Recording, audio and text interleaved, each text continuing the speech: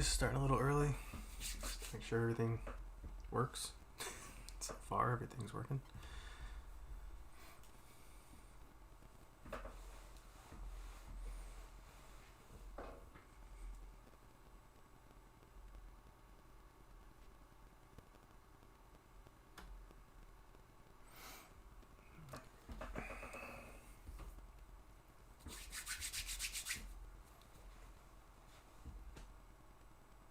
Hey, Steven. Happy birthday, man.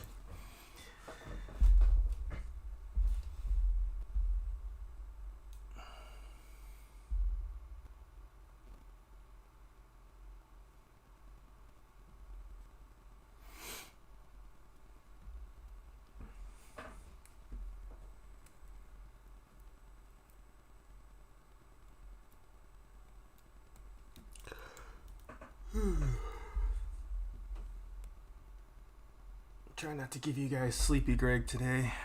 I definitely drew a lot today, but I think I'll be okay. I did my power nap. Ate my 10 peanut M&Ms for a sugar rush. Got my tea. Should be good to go.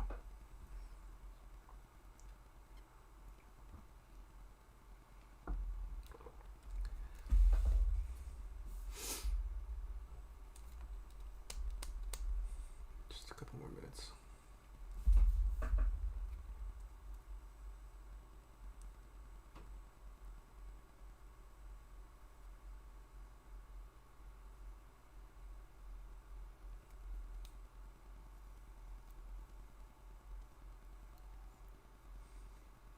Hello, sleeping dumplings. It's becoming like, hey, Mega Cruise. Thanks for coming out. Alright, it's 11, which means I am going to get started. So, for today, like last week, we did the robot where we painted him up, and that went fine the second time after Photoshop locked up. That's going to be our contingency plan from now on. If Photoshop just completely borks, which it shouldn't. It's been fine. Then we'll just jump into clip and draw something or whatever, and we'll pick up where we left off the next week. But let me get rid of this. And so I put this guy together so we could practice, or we could just talk about some different techniques for organic rendering or organic painting. So he has a couple different surfaces. He's got teeth and the bone on his nails. They're not over the top. They're pretty similar to doing a lot of metals, but we'll get into them a little bit, how I like to paint them. He's got the eye still. It's pretty much in shadow, but we'll still gloss it up a little bit. He's got this kind of blue carapace. I don't know if it's going to stay blue. We're going to do the flats pretty soon here. He's got the pads on the bottom of his feet, which are a little bit different sheen wise, and then obviously like the main body, and I think like maybe like different parts of him will be glossier, like maybe like the red inside of his sort of carapace eye section. Could probably treat that a little bit like the inside of a mouth, but because it's going to be so much in shadow, we probably won't get into a lot in there. Hey Toonfisk, good to have you, man. So what I'm going to start with is what I usually start with. I went ahead and flatted it and picked some basic colors. I may change them right now, but this is just like my typical setup where I keep everything in the flats group, and they're all just individually masked, so I can just turn things on and off. But I can, more importantly, I can use the layer masks themselves as selections to load selections when I'm doing shading, which is always really helpful, and other parts of the painting. Yeah, this is Photoshop. I tend to do a lot of my rendering, my public facing rendering in Photoshop, because I still haven't, as I've said before, I still haven't converted a lot of the brushes that I like to use for painting over to Clip Studio. But once I do that, it really won't matter which program because Clip Studio handles just about everything just as well. But yeah, tonight I'm going to work in Photoshop, so it does pretty good. All right, so I think before I get into rendering, which you can go like with this workflow. Hey Casper, with this workflow you can just do basic rendering of shading and things like that, or you can do full shading and then go back and do your flats. Like you can go in and work on your flats even more, but I still do like to do my flats first. So I'm gonna start kind of dressing this guy up a little bit because he's just his basic flats right now. And so I'm gonna tweak a little bit of this mask right here on the shoulder where it's leaking a little. Okay, so like we'll start with the body. So I can do a layer and link it down, and I'm just gonna do some of the like the lighter belly. I'll just use like a soft brush. So I like to, and you know, depending upon how much I paint, sometimes it completely covers the flat layer that is the skin or whatever layer I'm on. But so for the belly, I'm going to go lighter, kind of like a lizard. I always like to warm it up just a little bit. There's no real reason for that other than I just prefer it. Get that.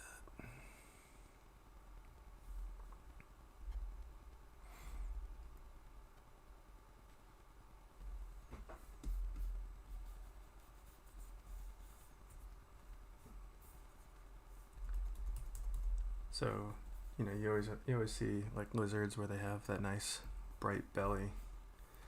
But already I can anticipate one problem, which is I'm already starting to get really close to white.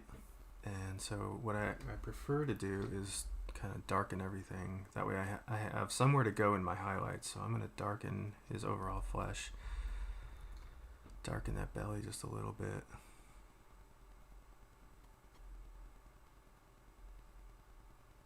And that way when I'm doing highlights, there's still somewhere to go, which I think is kind of important in a lot of the work that I do. All right, and then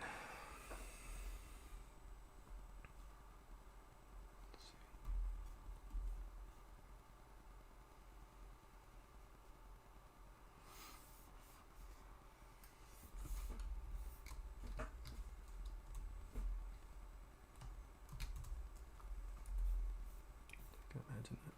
It's down at the belly there.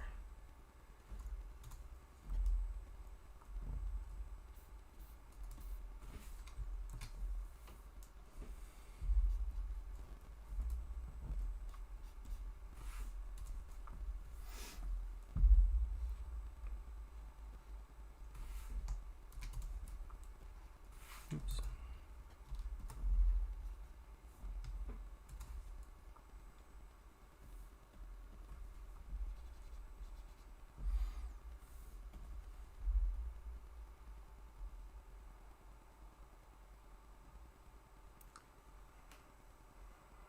Some of these selections going, and then we can. So one of the things I want to do with this character is I may do like kind of like a dual shading pass where I'm going to do like the shading that I've been doing, which is basically just like a one single light kind of shading. But I think I might do an ambient occlusion pass on it as well, which can look pretty neat. I'm not sure if it's going to matter, but it might look pretty cool.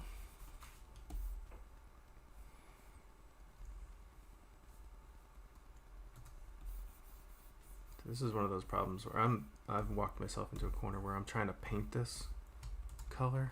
So I'm actually going to load the selection of everything that I've painted so far and just create a mask, and then I can fill that with that foreground color, and then I can just do what I always do, which is just paint into the mask, paint in and out of the mask.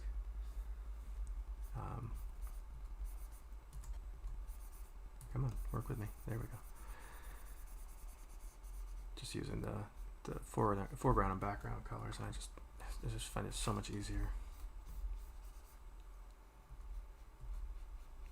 edit things. So you can imagine like the lighter skin is, you know, down around like the toes. A really good reference for this stuff is the I've mentioned them a little bit in the past, but it's like those Indian elephants. They have these really beautiful transitions between some of the like the lighter skin, the pinks around their noses, and it's so beautiful. And there's like this spotting that happens. And I just kind of fell in love with it, so I do a lot of that. So I start with a gradient, and then I'm gonna fix that up a little bit right there.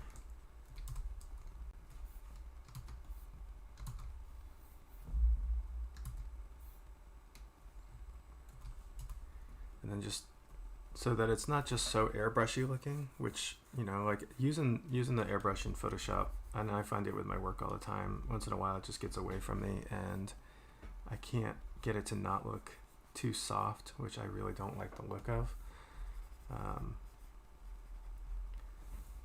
But adding transition texture in those points where it looks like, you know, nature actually came in and kind of like created these like optical transition points, just by kind of stippling the stuff out, it goes a long way to kind of take away that airbrushy look, and it gives you this really kind of nice alien, even though I'm lifting it from those Indian elephants, it gives you this nice alien skin look, reptilian kind of in a way.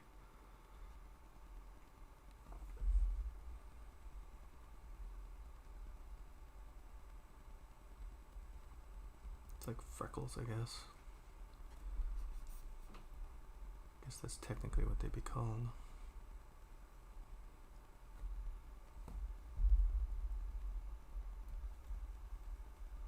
Even in these like really subtle areas. It's nice to have that transition happen. Yeah, if you guys have a chance, even while you're sitting on here with me, like look up like Indian elephants on like Google search or on Pinterest or something like that, and just kind of take a look at like how those transitions work. It's a really neat surface to look at when you're trying to figure out like how you transition from one color to another. It's one good option that I kind of go back to a lot.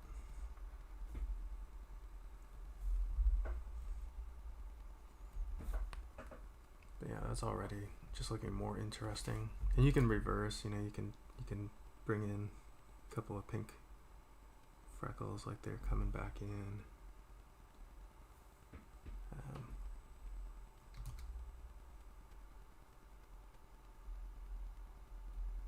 Just build up that. It's like that those pointillism projects that you would get in high school, where they make you sit with a Sharpie and render an entire image just using pointillism.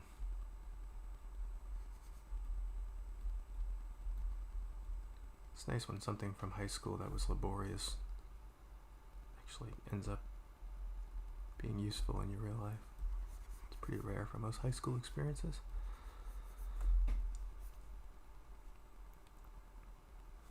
That wasn't supposed to sound so jaded.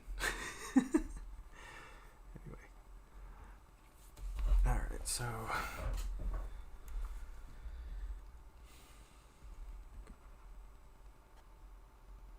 and then paying attention to when things start to look a little too regular, just increase some of the scales of things, just so that there's a little bit more interest and nothing feels too repetitive. Nothing's worse than when it feels like a procedural.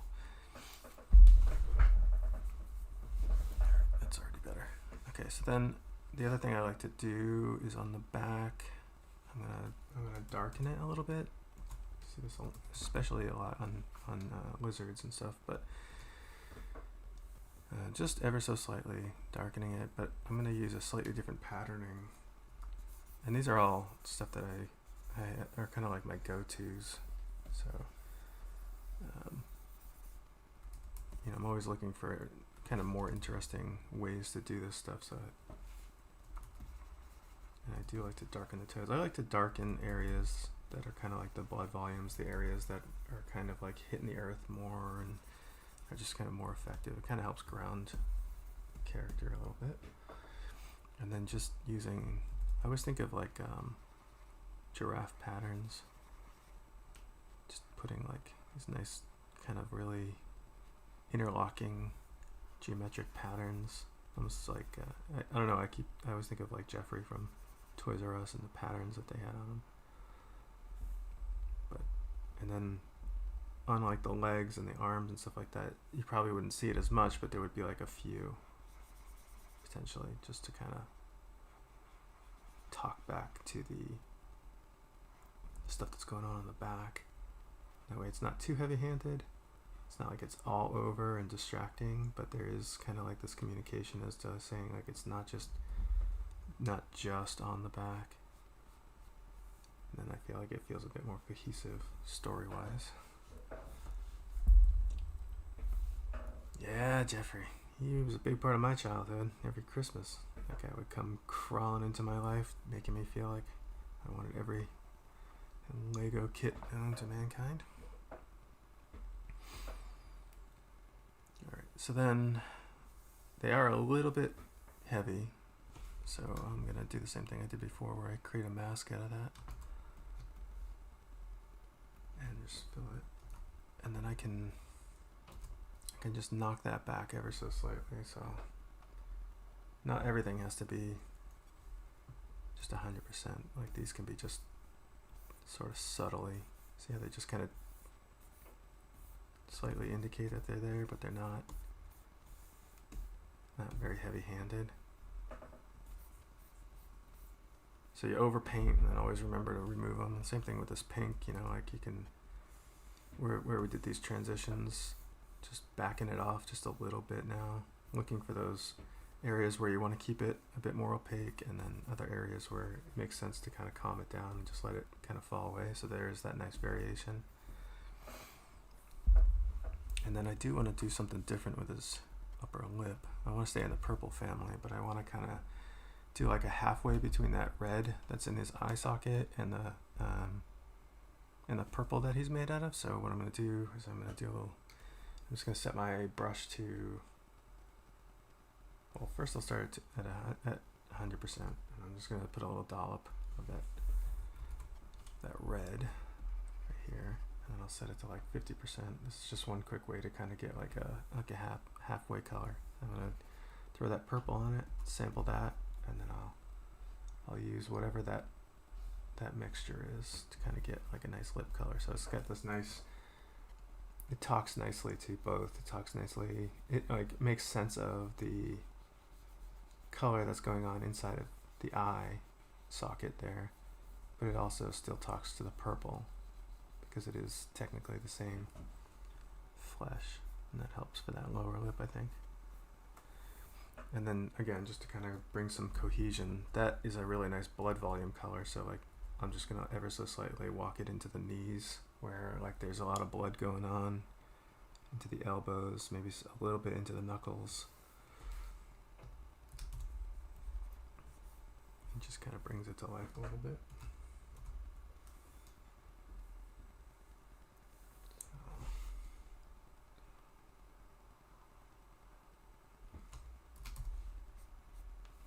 A little bit of red in there. Looks red when I'm putting up against the purple, but it's not that red, it's more of a purple.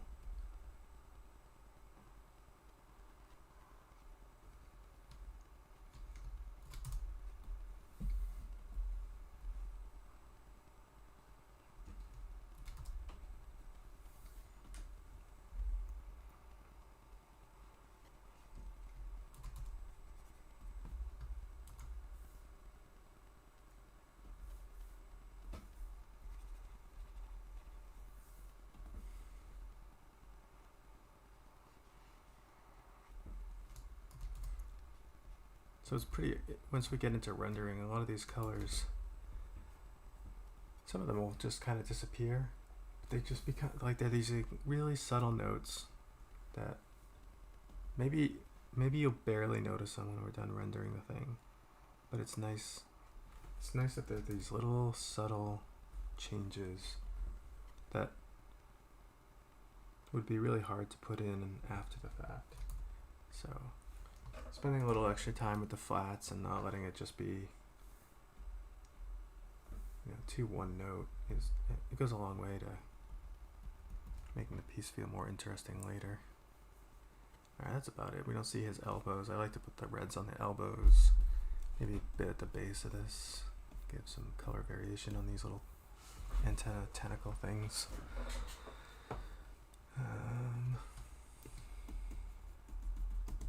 Yeah, he's getting some good variation in his skin. Hey Hattie, I love the line work detail on his armor pieces. Reminds me of the goblins. Yeah, Brian Froud stuff. That was really eye-opening stuff. It was beautiful. All right, let's move on to the carapace. Brian Froud's line work was incredible. Had a really Alphonse Mucha kind of flow to it. I really enjoyed it.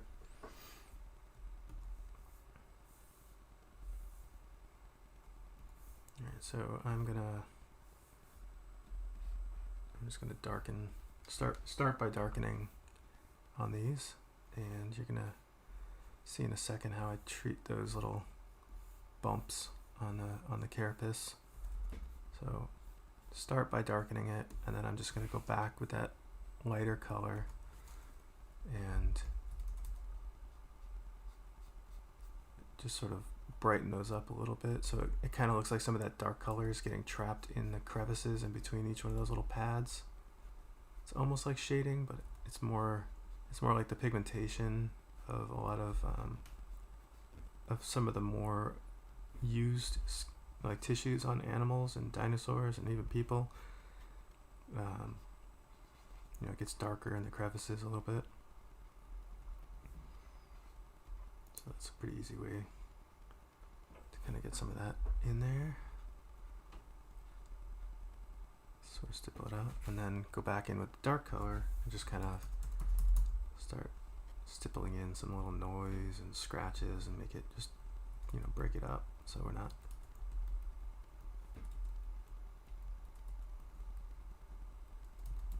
too airbrushy looking. But there's so much variation. I mean, especially as I'm getting older, I'm noticing more and more just color variation in skin, in my own skin.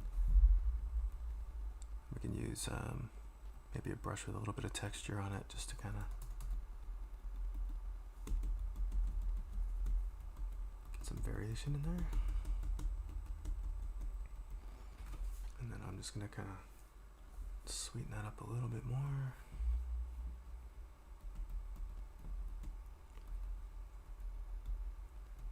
So we can imagine kind of in these crevices here. I'll do this. I'll mask this off. You can imagine, like, as it kind of goes under the other carapace, there's just a little bit, it's just got a little bit more, a little deeper color. It's not a shadow. We have to mentally remember that we're not doing shadows, even though some of the stuff ends up looking like shadows. But, like, it's not as sun bleached, perhaps.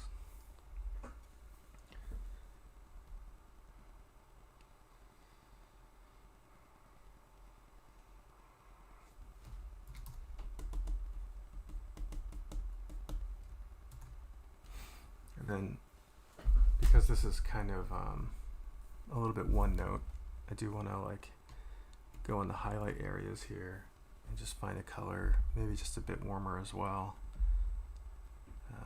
Maybe we'll talk like just a little bit of green in there. So I'm just going to stamp it and just sample that so I don't go too crazy. Just on those higher edges.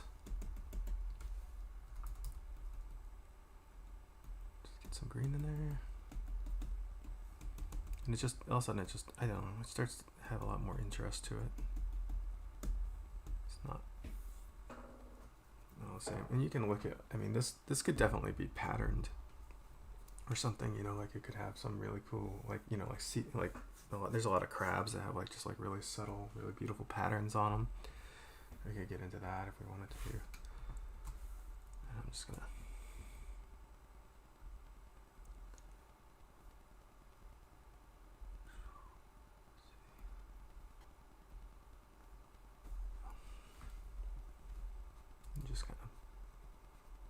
And this is where, after I kind of do like big kind of like general splotching, then I'll go through and kind of hand paint and really think about the marks. So the kind of like haphazard, just stampy, kind of like, you know, like free for all, that's like a base, but then it's always important to go back and like kind of customize it and like look for little points of really specific cracks and scratches, so it doesn't just feel like you just kind of like finger painted the thing. You know, if you're in a rush, do it, but if you have the time, it's always nice to go back and spend the time with each surface, make sure that they have a little story to them. Like, I mean, that's going to be pretty cool. We'll do some, actually no, because we have the dollops on it. I'm going to take those back out. Won't make any sense.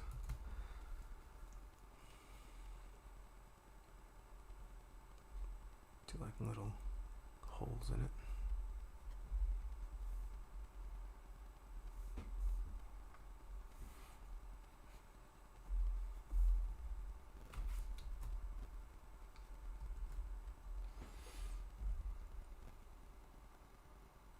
Do my kids draw? No, my kids, well, my kids both draw really well, but they don't do it.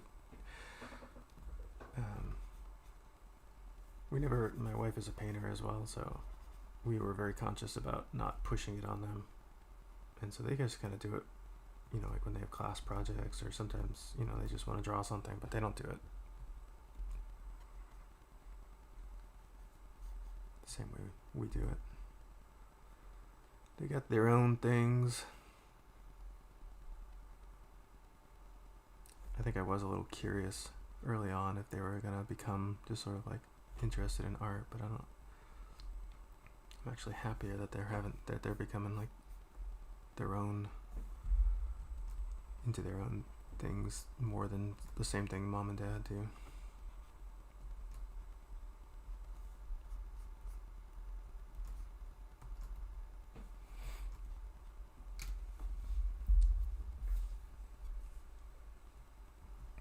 Yeah, my daughter once said to me, I said, do you think, you know, like I said, we really never pushed it, but she draws really well when she wants to draw, and better than I ever drew when I was her age. And I said, do you think maybe you would ever want to do art seriously, like to, you know, do some training and, you know, maybe even make a living out of it? And she said, no, I don't want it to get ruined for me. I was like, that's about the truest thing you could say. It can easily get ruined for you.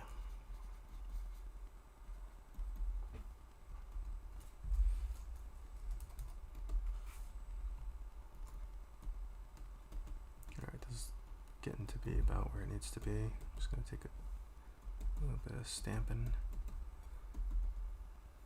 Alright, that looks fine.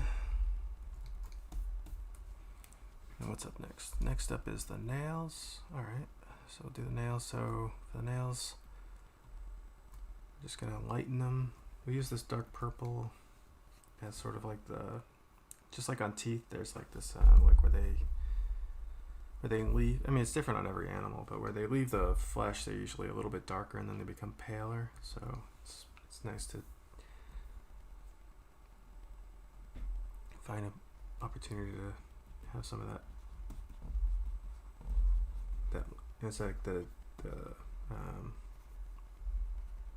creatine or whatever it is, keratin, you know, it gets lighter. I've had a lot, the way I draw feet is a lot because I have always had Great Danes and they have really enormous nails and toes, and I like the way that the pigments in their nails are kind of striated from the kind of, it's almost like it's like a slow motion growth pattern. You can even go just at the tips, just go even a little bit lighter.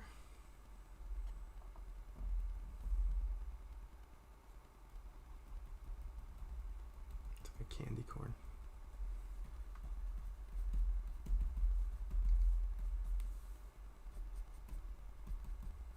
It's nice to have that one light one there entering over the carapace because it's like a nice value change. Helps kind of separate it out. Okay, and then there's the foot pads. We're going to treat these kind of like we did the carapace, but I'm not going to go nuts on them because they're going to get pretty dark, but I'll definitely start with a little bit of darkening. If you notice on, like, especially on dog paws, when they walk around a lot, the skin kind of gets dried out and gets lighter where it's hitting the pavement or the ground more often. So you can imagine using the darkening as like kind of like the fresher tissue, and then just kind of disturb the edge here and just make it look like that kind of like craggy, dry skin kind of vibe. And I may have to go back to this after we start rendering and kind of like do some supportive shapes to it, but I think this will work.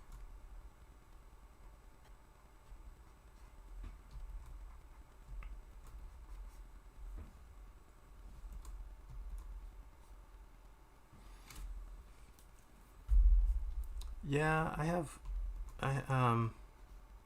a habit of just sort of sticking with it and just changing the scale. So I keep this soft brush going with just thick to thin, and just play with the opacity, and say it's just sort of a general like a general rule for me that I try not to get too used to using the texture brushes, all the noise brushes that I use. I do use them for a lot of the highlights and stuff like that, but I wanna know that I can kind of paint those shapes.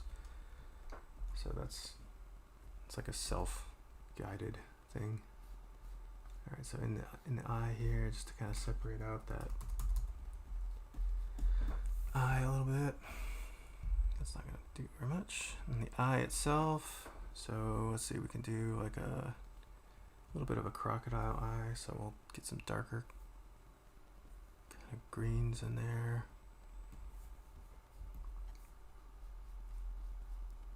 Let's put a little saturated.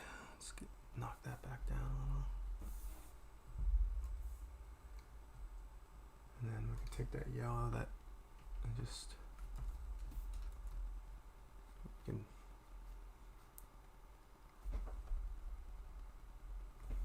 some veining going on.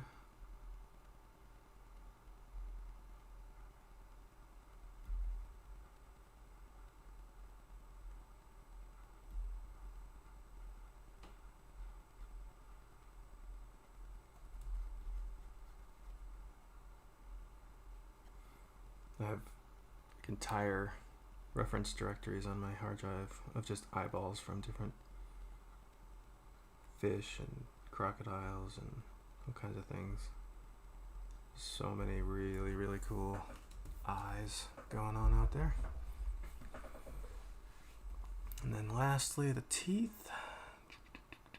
I think so we'll just add the plaquing, really. I don't think I'm gonna go nuts on the teeth. I want them to be kind of clean. Not clean, clean read, not clean physically. So you can imagine like that plaque like you see on dog teeth. Down at the boot, down at the bases here. So I'll start with just sort of like kind of stamping in some of it, and then you can either use like the smudge tool and just kind of push it around so it feels like it's following some of the striations in the teeth. It has this kind of like stretched quality, and then I'll hand paint a little bit of it too.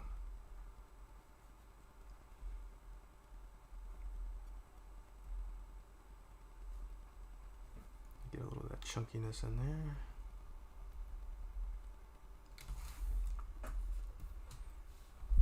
It's looking pretty good, and then I'm looking at the blood volumes on the knuckles, and I just think it's maybe a little bit over the top, so I'm just gonna back that off just a little bit.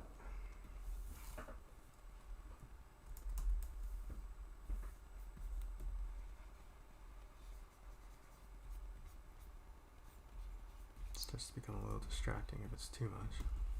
Here we go.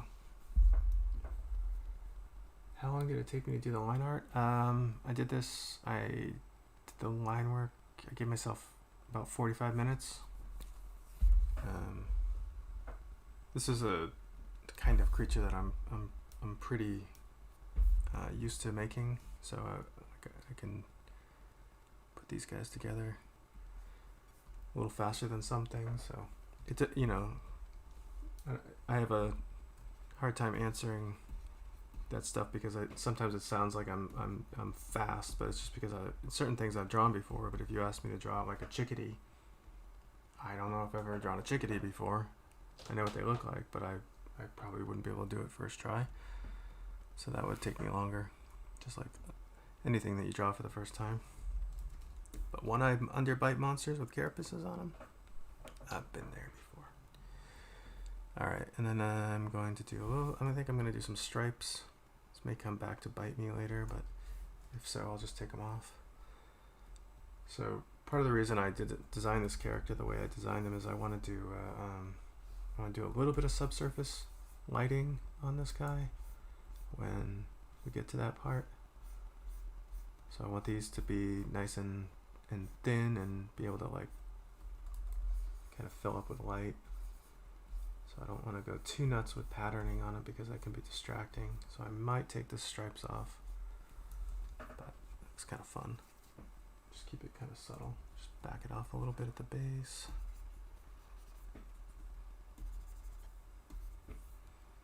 All right.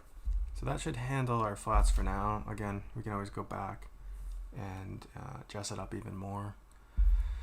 But now I'm gonna start with my shading. So first thing I'm gonna do is get this on kind of a darker gray.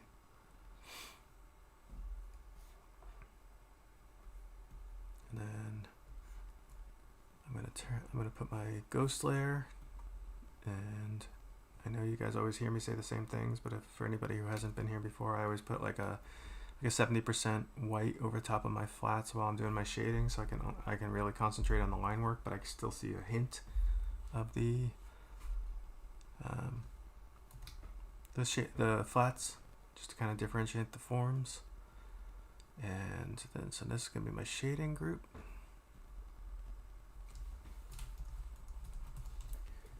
And I'm just gonna use a gray for now. We'll probably end up changing this. Use the mask from my flats. Set that to multiply. Okay, so now we're in business. So you can see how dark the shadows are going to be, and they're fully adjustable. I do like to use these dynamic color fills for as long as I can. They're easier to do color adjustments to, but it's just as easy to do a hue set if you on a rasterized layer if you want to. All right, so we're gonna do the lighting kind of as usual, kind of top, coming from the top right. I don't really have any good reason for that, but just sort of, I think it's gonna create some interesting shadow shapes. So that means over here, this area over here is gonna be kind of in shadow. So as usual, I'm just gonna give myself a few indicators of where the shadows are going. And there'll be a lot of editing on this shadow shape, just to kind of give myself a little bit of a starting point so I remember which direction the shadows are. So I do think it's important to have something on the page that's sort of lit properly so that you have something to kind of like look back on and remind yourself like which direction the light is headed, and that way other forms can follow suit. So I'm going to start some of the sharper shadows just because I want to.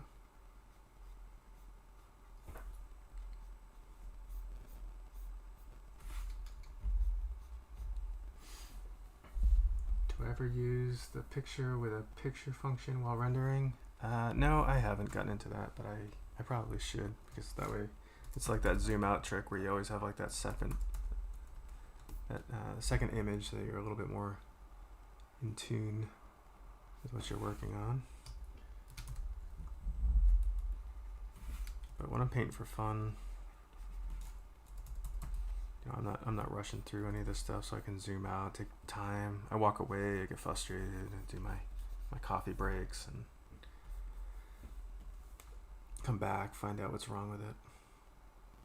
Another trick is to take a picture of it with your cell phone, which is actually working out pretty well, because you get just like a different view of it.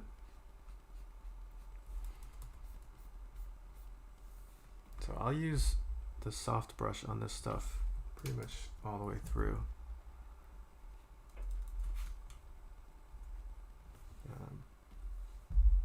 Just a simple soft airbrush. And you can see, like, when I render like these pads, I don't want them to be too dome shaped. I want them to have like this, like almost like a planar quality to them. So the shadow is a little bit more defined, a little bit sharper, not terribly sharp. But if I use this selection and I increase the size of my brush, and I just kind of like, I stay way outside here, and I just kind of build up that intensity. It's like this nice balance of like being a soft shadow shape and having some weight to it. So there's like these nice plane changes that form.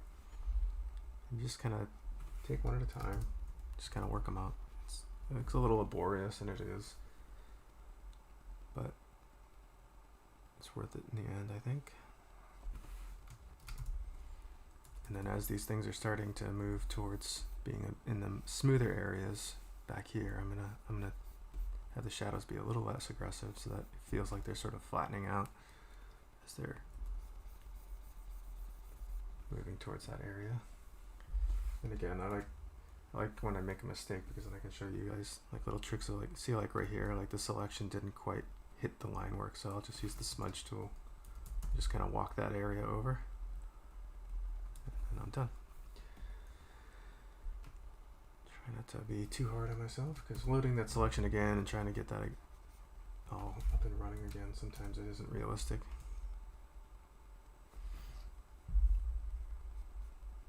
So like, we know this carapace is flowing over these forms, and so it's nice to have that shadow shape.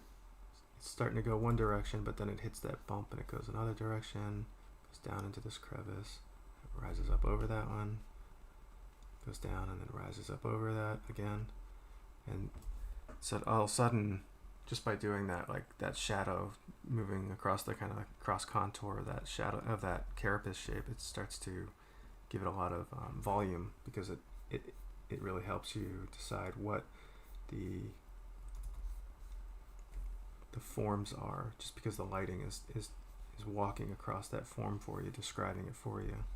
So we'll start just like on that one with like a general one where it's straight, right? And then I'll just do it now, even though I usually wait till after I do the individual rendering, but like, I know there's a bump there, and I know there's a bump on the second one, so it's gonna rise up, go into that crevice, rise up, go into that crevice, rise up, and then you can see just by doing that, following that kind of cross contour, it just does so much to indicate that form and make it feel a bit more dimensional.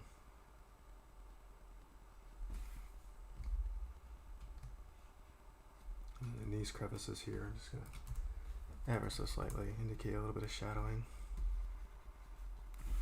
So I won't talk about each individual one of these, but I'm just trying to get you guys into like what I'm trying to achieve.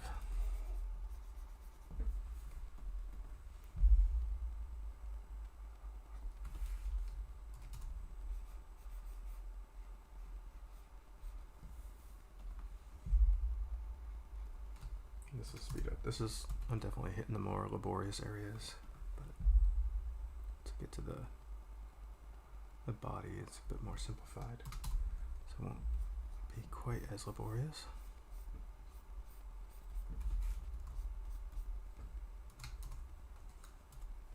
This is a perfect time to practice your hotkeys, so you're not using your menu system too much to slow yourself down.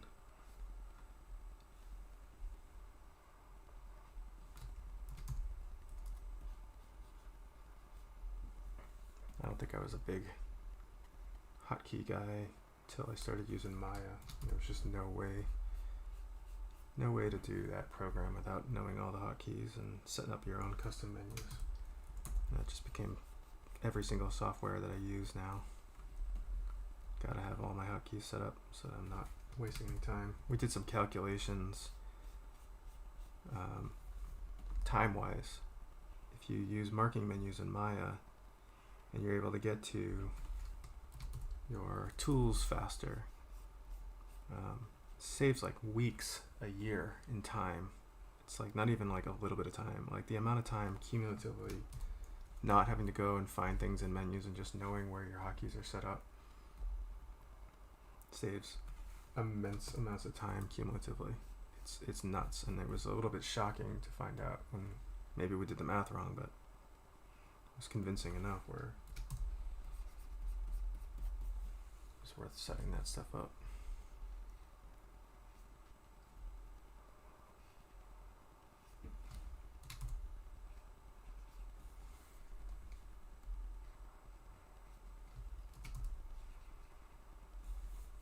Do not like learning new hotkeys, and I think what's nice is a lot of software now will let you do a lot of adjustment to it. So like like Clip, which I like to draw in, I've mapped all my hotkeys to the same as Photoshop, even though the ones that they set up might make more sense. Just having that familiarity and being able to sort of not every single time I open up Photoshop and open up Clip, I have to like adjust my brain to figure out like what software I'm using, which in the midst of a drawing, sometimes it's not as easy to discern. So definitely get those set up if you haven't already. And it takes a little while to get used to using hotkeys, but once you do. Actually, one of the things that was hilarious was once you got set up on your hotkeys and made all your custom menus in Maya especially, then you would go over to someone else's machine to do something and you couldn't even figure out where the stuff originally was. You looked like an idiot in front of the boss if you were like trying to fix something in front of them at someone else's machine. Alright, so that one's coming along. So on the top here, definitely want it to feel a little rounder.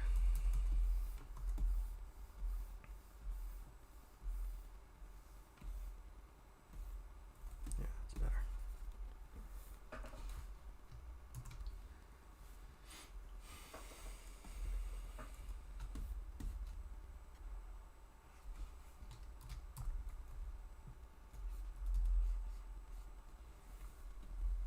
Feel free, I know this is boring, so if you guys want to talk about something else, I don't mean boring, but I mean like I know it's like you guys know what I'm doing and it's repetitive, but if there's something else that you guys want to yap about, let me know while I'm doing this.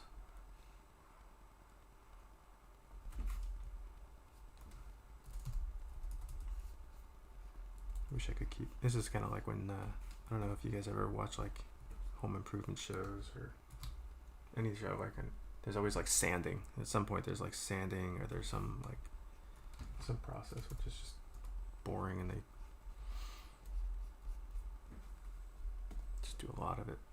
I watch a lot of like car customization videos, and there's always that point where they're doing the body work and they're sanding for weeks and they have to show it all because that's all they did.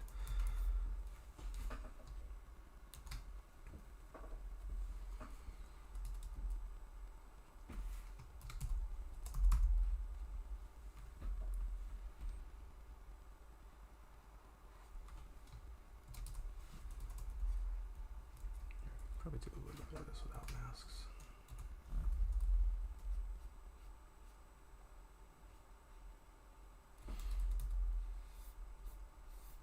So like, remember like when the forms get further away, the shadow gets a little bit wider, and then as the little or blurry if you want, and then as it gets tighter, the forms get tighter together, they get more accurate, crisper.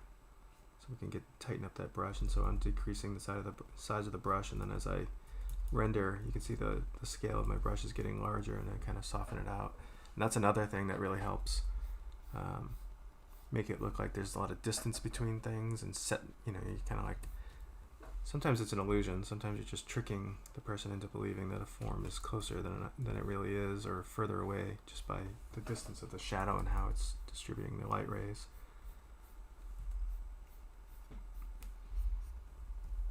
I would say this is all an illusion.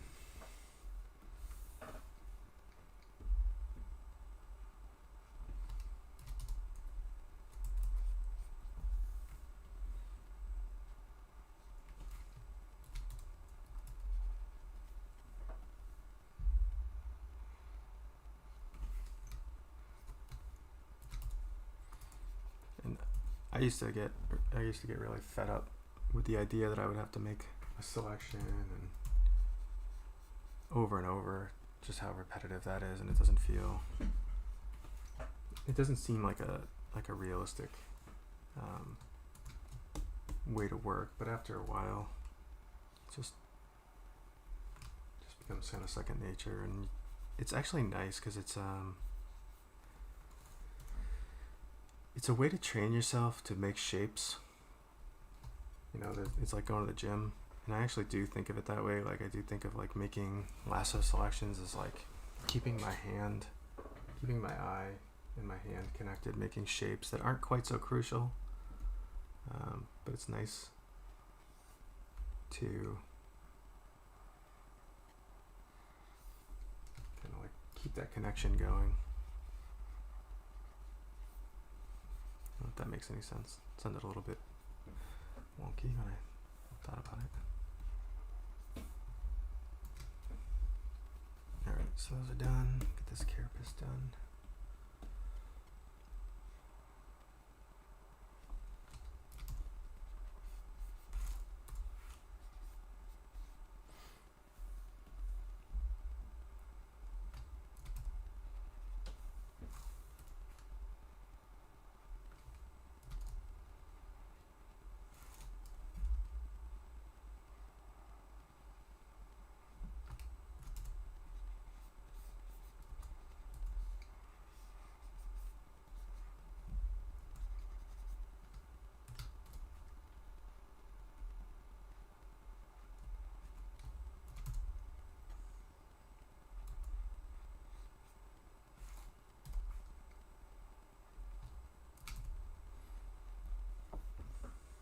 Starting to work. I was thinking about when I was drawing these. This is one of those things that's funny. It's like there are certain things that you draw in line work, and it's like, oh, just keep adding details. And there's this point where you realize you're like, this is going to be a lot of work. Like you're setting yourself up for a lot of work. And it's, there's different parts of the process. Sometimes things are easier in one part of the process. Sometimes they're easier in other parts of the process, or harder. Like in this part, like rendering all these things out, I could put little dollops in this thing till it's blue in the face in the line work. So if I'm doing like a line drawing of a character, I can be a bit more ambitious about some of this stuff, and then I have to render the thing. But I had a sculpture teacher who was teaching us bronze casting as part of our sculpture curriculum in college. And the first year that we did sculpture, we thought we were going to be doing bronze casting, and all we did was clay sculptures, tear them down, and it was kind of frustrating because I think there was something really alluring about learning, metal pouring, and even just the pyromaniac in all of us, like knowing that we were going to play with molten metal and whatever else. And the teacher, who I still think of as kind of like a Yoda figure, he said, I need you to learn to sculpt. I need you to fall in love with sculpture before you figure out the actual casting process, because the casting process is so laborious that you would give up sculpture because you wouldn't want to, or you would make choices in your sculptures, like you would take easy ways to make a sculpture and it wouldn't be as dynamic. Maybe you wouldn't do like an extended arm or something, something that would be really, really complicated in the molding process to get the thing prepped for being cast into bronze. And so you would make choices accordingly. And you would possibly even shortchange yourself because you knew something was going to be difficult. And that sort of stuck with me as sort of like a general mindset. Like, just because you know the process that's next in line in your work is going to be really difficult, you have to be careful not to let it influence the piece too much. Even in your personal pieces, like taking that shortcut. And I'm all about shortcuts because we're all, trying to make a living here. But, trying to limit the number of times that you're going to shortchange yourself is huge to me. So, there's my old man thing for today. Don't shortchange yourself.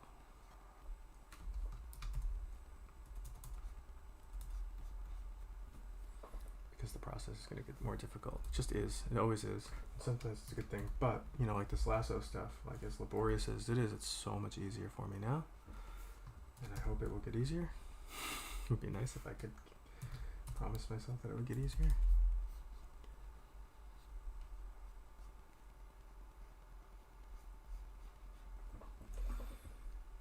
Actually, now that I got some captive audience here, if you guys are interested, hit me with if you went to school or if you didn't go to school, if you work somewhere or just any training whatsoever, like what the best kind of like work ethic. It doesn't have to be necessarily art specific, but like what was the best piece of advice someone gave you? Let me ask. Casper's got a RAM thing. It might be RAM on my PC, but I find it harder to draw with the lasso tool than the normal brush. Do you have a smoothing on the lasso? I don't have any smoothing. I have a softening. I have feathering, definitely feathering the lasso. And yeah, if there's, I think maybe we talked about it once before, but if it's causing you issue, and I've definitely worked on slow machines before. One solution that I don't, I'm using a soft brush here, which in what I'm about to tell you to do offers a lot of forgiveness. You can half, sometimes even quarter res your piece, so that your machine can handle it at this stage. And basically what you do is just save a duplicate, right? You keep your full res line work and whatever else, and then do a version, work your shading out on a version that's at a resolution that your computer has a much more reasonable time handling, and then just scale it up. And because it's already softened, and because you're going to be putting so much kind of like texture work and things like that, you're barely going to notice that was scaled up. If you had really crisp shadows, like you were doing some really graphic work, you might notice it. You might even need to go back and tweak, like if you're doing more mechanical stuff and, you're starting to notice little like blurry edges and where some of the mechanical stuff is really ultra specific. But I would be willing to bet that you would be able to get away with 90% of it at a much lower resolution, and then just bring in the shadow layer into your full resolution, scale it up, and you'll hardly notice that you ever even did that. So that's one solution to slow machines. There's no getting around slow machines. Slow machines are slow machines. And Adobe is definitely a beast. And I will say, I know that Adobe does sort of like a land grab for your memory when it loads up. So if you're going to be painting in Adobe products specifically, I think a lot of other programs are starting to do this. Close everything out. Fresh restart is the best, but just close everything out. And I'm not an IT guy, so you can only take this at face value, but close everything down, open up that program, kind of get it going, and let it grab all the RAM that it needs to run. And then start opening up some of your browsers and your other programs If other programs have already made a RAM grab, then Photoshop isn't going to have as much access to the same amount, the maximum amount. It does mean that some of your other programs won't have access to it, but if Photoshop is the one that you're worried about, then that's the one to let have as much as possible. I don't know if any of those work, but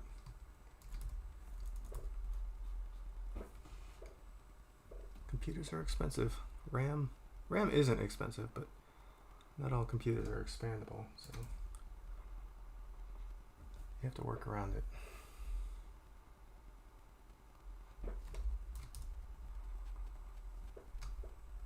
We're almost done with this carapace here.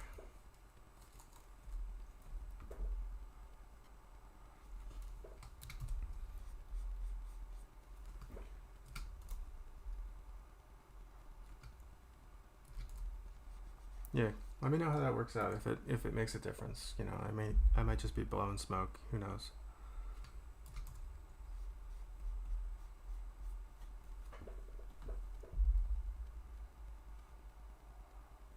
Working in games, you definitely had to be a little scrappy with computers.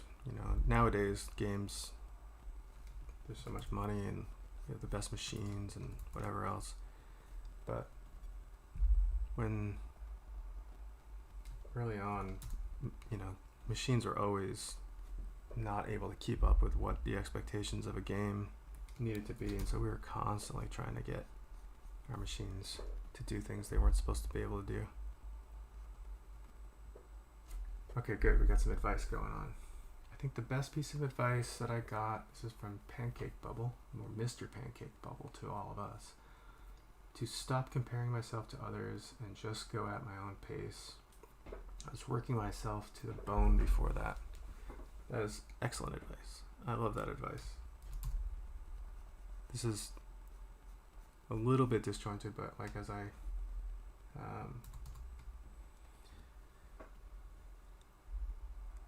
when I was first having kids, they were everybody's kid. We had like all these play groups, and it got really competitive, not in a mean way, but like everyone wanted if someone's kid started making some milestone, then your kid wasn't there yet, it always felt like your kid, something was wrong, and you couldn't help but take it personally. And I remember thinking, like, that's the same way it is with art, like everyone seems like they're getting ahead, and you can't you're still trying to figure out how hands work, and everyone else seems to be able to draw hands. Well, every kid eventually, started running around or skipping or doing whatever all the other kids were doing. They just did it at their own pace. And it was just so refreshing to kind of realize that, like, everyone's going to learn. It's going to happen. Don't worry about it. I forgot I had this whole other, like, arm carapace thing to do, but we'll get there.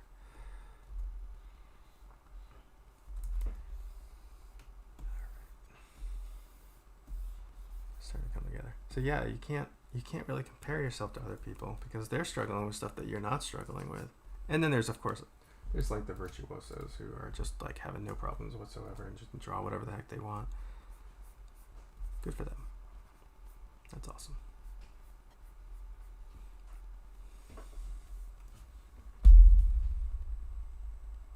Don't be afraid to fail. I still struggle with that. Yeah, that's a good one. Don't be afraid to fail. Maybe I've already gone into it a little bit, but the failures are probably my favorite thing now. I even would go so far as to say it's part of my process. It's especially part of my process in my freelance work when I'm doing work with clients. There's this moment at the beginning of every project where the client has a vision for what they want to work on, what they want their project to be, and they don't know how to get it there. And sometimes, and I'm sure you guys know what I'm talking about here, but sometimes the expectation is not a realistic expectation. It's like this. We had this one designer who once said, like, we're going to do the best guns anyone's ever seen. And it was just like, well, what are they? And it was like, that part of the question wasn't answered yet. So, you know, it was like the expectation was you're going to do the best whatever that anyone's ever seen. But there was no actual information as to like how to get there. And so you stare at this blank page and you just pull your hair out, just trying to figure out like they've set this expectation, and the same thing that you're doing to yourself, where you're setting this expectation of this is going to be the best whatever I'm working on that's ever happened, best one I've ever done, the best one in the world, sure, whatever. And so I didn't know how to wrestle. I didn't know how to handle that. I think it just basically, that is a recipe for failure. Like nothing else, but not the kind of good failure. It's like you're just, no matter how hard you try, you're not gonna be able to make the best whatever.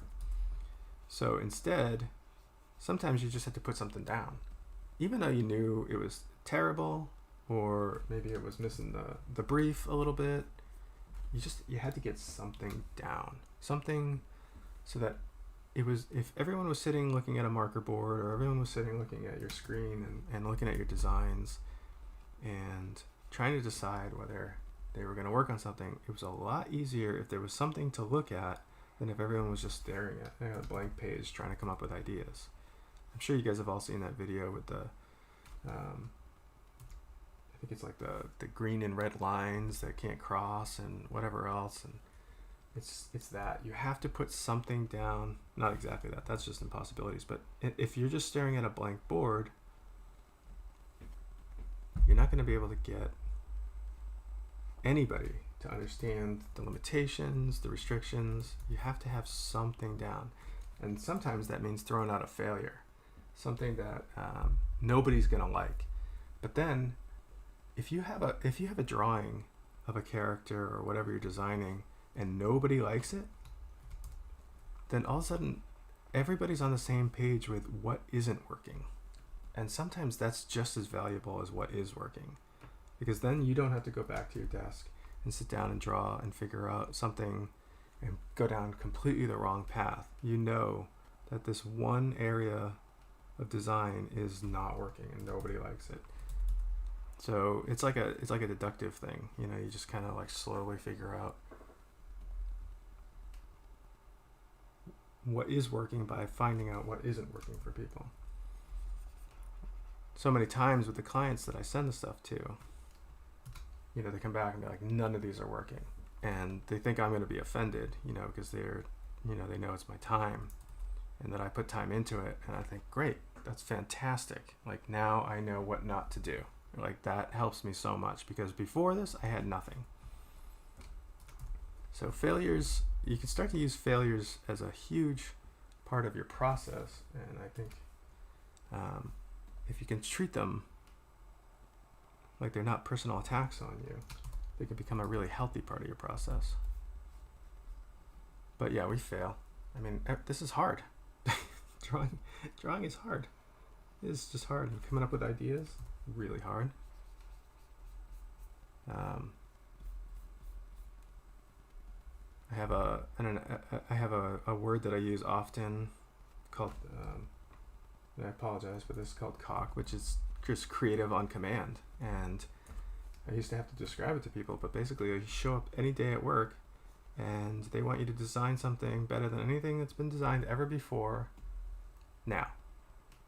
Creative on command. Like, holy crow, what an immense amount of pressure that is. Every single day you wake up, you're going to go into the office and you're going to design something no one's ever seen before. It's going to be the best thing anybody's ever seen. That's so much pressure. But you get good at it. You get good at handling it. You don't necessarily get good at doing it. Ash is saying, drawing teacher just said to improve yourself by 1%. If you do that, that's awesome, because every day then you would be improved by 365%. I would say the only funny thing about that is I would argue that I have a lot more setbacks, so I would reduce that 365. But I think overall, cumulatively, you would definitely be getting better. That's a really good one. I like that. There was a, what was it? There's a story that had the opportunity to go to when Ollie Johnston, who was one of the 9 old men, passed away. They had not a ceremony, but like a reception. I got tickets. Somehow I felt so terrible even being there, but anyway, they were telling his stories about the things he said, and one of the things that came up was he was working on one of the end scenes for, I think it was Rescuers, and he had this junior animator working under him, whatever his underling was, and she had been staying up all night working, trying to do all the in-betweens and what have you, and she was dead tired, and she went and got in her car and ended up in his front steps just in the pouring rain, crying, holding the stack of papers. And what happened is she had gotten in the car and left the stack of drawings on top of her car, and as she drove off into the rain, all of these drawings just flew all over the place, and she spent most of the night trying to gather them all up. But basically the whole scene was ruined, and there she is in tears on this poor guy's front steps, and it was probably months worth of work. And he said, well, tomorrow we start over, one drawing at a time. And he just kind of kept that mantra going, just like every day. They, in order to get back to where they were at, they have to make one drawing every single day. And eventually they would finish. And that was what got them through that tough time. And I think about that all the time. That's just those like little incremental steps.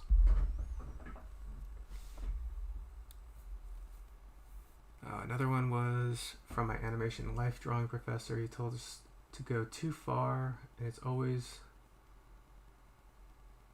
to go too far, and it's the only way we'd go far enough. Kind of cryptic, but I get you. Yep, I agree with that. Yeah, because you get really constipated, you get really tight, and I think that really is a detriment to the work. So you can't, especially when things are hard, like I'll tell you, my one of the biggest life-changing experiences of my entire life was one of my professors named Mark Michelin. He was a storyboard teacher. He was colorblind. He just had this really like whimsical style. I mean, he's such an awesome guy just in general, and I got along with him great. Still do. And he and I would meet up on Saturdays to draw from life while I was in college, and just had a great time. And I would show up with my Strathmore pads and my beautiful pencils, and he would show up, and he's got his Ray-Ban sunglasses on. He shows up in his Beamer 2002 from like, I don't know, 76 or something like that. He's all beatnik and hilarious. And he's like, I'll be right back. I'm going to go get some supplies. He comes back, and he went into the office, to the faculty area, grabbed a stack of copier paper out of the machine, and a blue ballpoint pen from the front desk, and a cup of coffee. And he sits down, and he's just knocking out these drawings of these models, and I'm just struggling so hard to get this drawing down because I'm so worried about ruining every single piece of paper. It's money. I just couldn't shake the feeling that like every time I put a mark down that it was just going to be so bad and it wasn't worth putting it down on the paper. And he was just having a great time. And I look over, and he's knocked in this beautiful line drawing that I just remember just looking at it and just being in awe of just like how gestural and loose it was. And he's drinking his coffee, and he's eyeballing the model. And then he just sort of dips his pinky in his coffee and starts doing all the tone work. Like this beautiful watercolor technique with his pinky, finger painting in all the shadow data on the model. And he's just wiping it in, and he's just kind of eyeballing it, and just watch. And the blue ink is bleeding into the coffee. And it was absolutely gorgeous. It was gorgeous. It was effortless. And meanwhile, like I'm barely getting any drawings done. And from that day on, I made myself a promise that like all my personal work was going to be done on art supplies that I could buy from the supermarket. And for a very long time, that's exactly what I did. I drew on copier paper. I drew with like these ballpoint pens, you know. I still love them. They're just some of the best pens. They're pennies to buy boxes of them, you know. And it just goes so far to kind of loosen you up. It's really, really easy to get stuck in your own head. And everybody has their own stopping block, but it's really easy. It's really easy to talk yourself out of going far enough. And that was my trick to kind of get me out of it. And I think the reason it was so important to me is, like, I knew deep down that one of my biggest hang-ups was the fact that I wasn't making enough drawings. And if I wasn't making enough drawings, I wasn't going to learn. I wasn't going to get any better. And he's knocking out these drawings. He's doing, 10 for every one drawing I was doing. And that is crazy math when you think about it. Like, if you want to get good and you want to have a lot of experience, you have to make more drawings. Make more and more drawings. So finding ways to alleviate that kind of tightness, that constipation, that blank page kind of stage fright, I think is really, really important.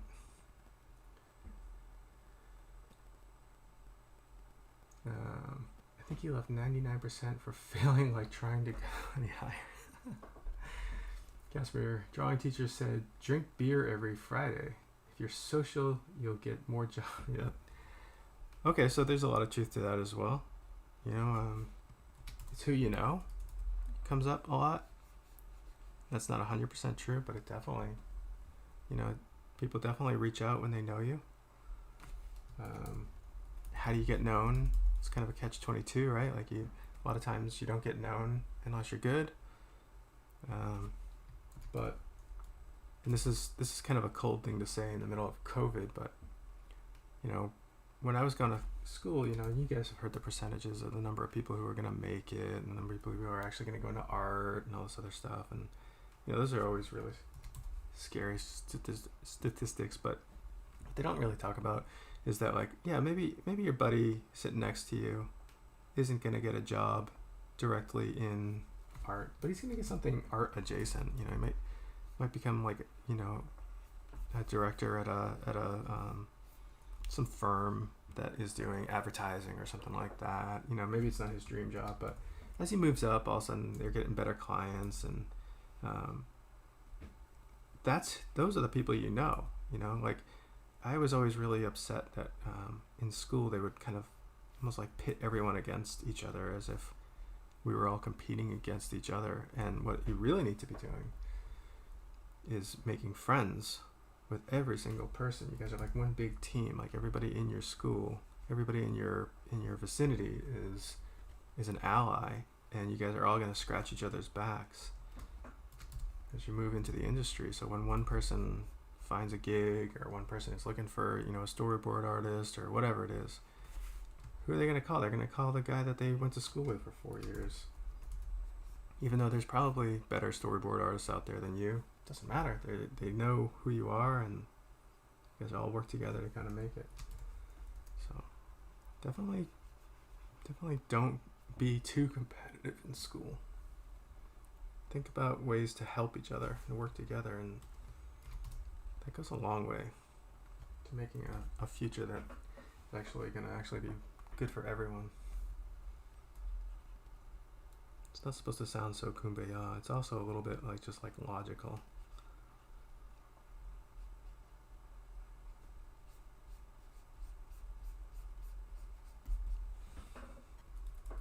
Alright, we're on the last one. Sorry. Not specifically art related. But I heard football coach say, if it doesn't challenge you, it doesn't change you. Yep. That's 100% true in everything.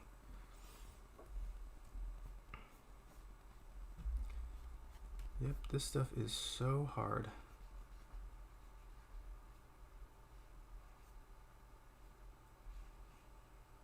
I wish art was easy, but at the same time, I'm glad it's hard because you definitely want it to feel good when you're done. And if it's easy, it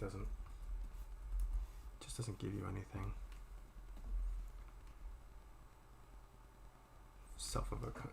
that sense of accomplishment goes a long way. It motivates you to make another piece. And you know, like I said, if you can embrace defeat, that goes a long way. You know, if you get defeated and you say, well, I'm not gonna be as bad the next time, and you go and you do a better job. I'm not trying to make art feel more stressful than it already is, but it's just these, you know, you're with yourself for so long, and you can talk yourself in and out of all kinds of things. So you have to have these little mantras, little fortune cookies. I always laugh when I see something cheesy, like one of those those signs that you see in like tchotchke shops that are like, you know, like home is where the heart is or whatever, you know, painted in script on some weathered board. They're so terrible. But then every once in a while one will be painted and it's like, oh, that's actually really inspirational. I need that to kind of get me through some of these art weeks that are coming up. Ooh. All right, so I think that just about wraps up the carapace. And I'm just gonna double check. I want the distance on these things to feel a little further apart. Again, kind of playing with the contours, the cross contours, to make sure that there's enough distance. So just by increasing that shadow, all of a sudden it makes it feel like that one's a little further away. All right. Do this easy part back here.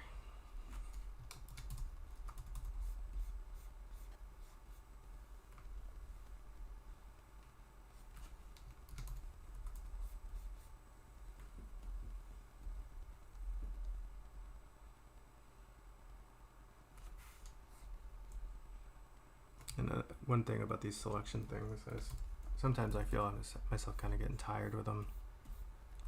So I just kind of like remind myself that I can always go back and edit them. You know, so you can make a selection and then you don't have to use just the selection that you made. Just go back and edit the selection so it's perfect. So don't get hung up if you screw it up the first time. You can always tweak it. All right.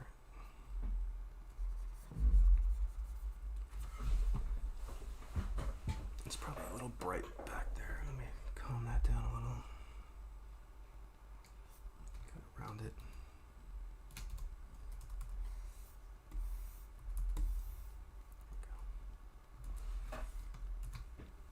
Alright, so what do we want to do next? Oh, you know what I didn't do? I'll do these here. These tentacle things, whatever these are. These, call them antennas.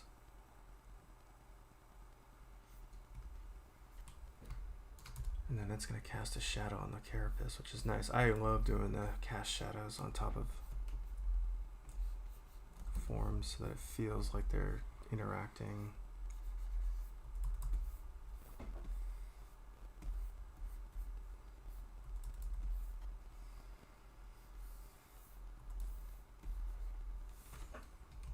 So I'm just going to reverse that selection so I don't accidentally go into it. And then just, you know, down here it's nice and tight,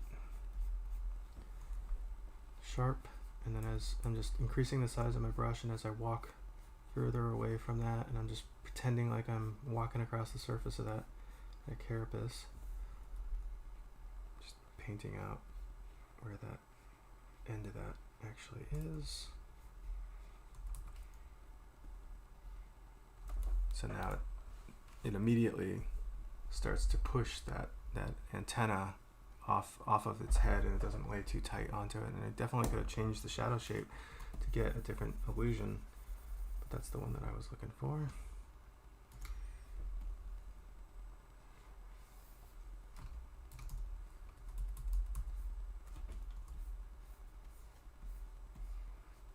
And then this one, I get these wrinkles going here first, and then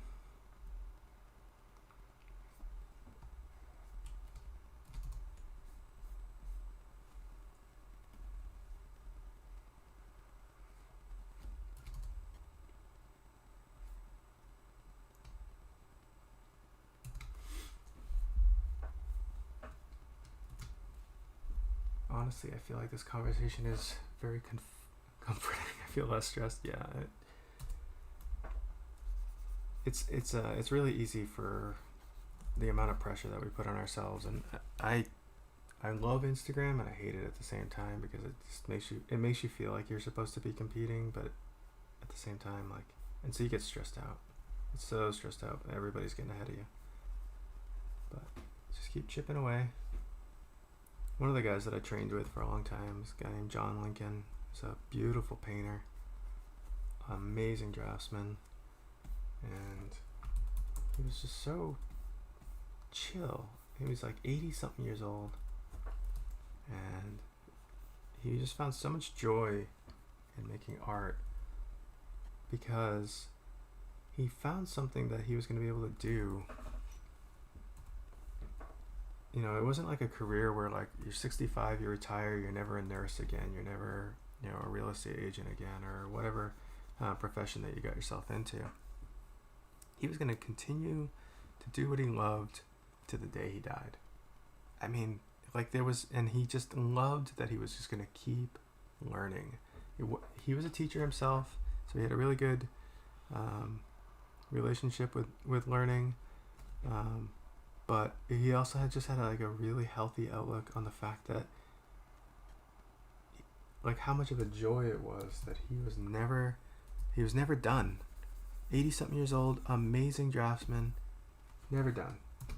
And that was what he looked forward to, was the fact that it was always something new for him to learn. And I just took so much out of that. I thought that was amazing. And I just had a different outlook on the art world, you know, because it just felt like you were racing to this finish line. I can't help but just dog on schools a little bit about that, but they mislead you. They make it feel like you have to hurry up and do something, and you don't. I don't care. You're 68 years old, 70 years old, and you're still learning how to draw. Who cares? That's awesome. Even the people who are amazing at art, they're still learning something every day. So lucky.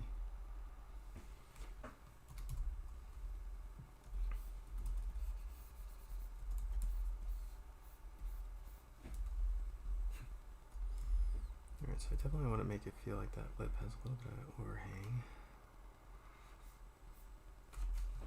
Not like that.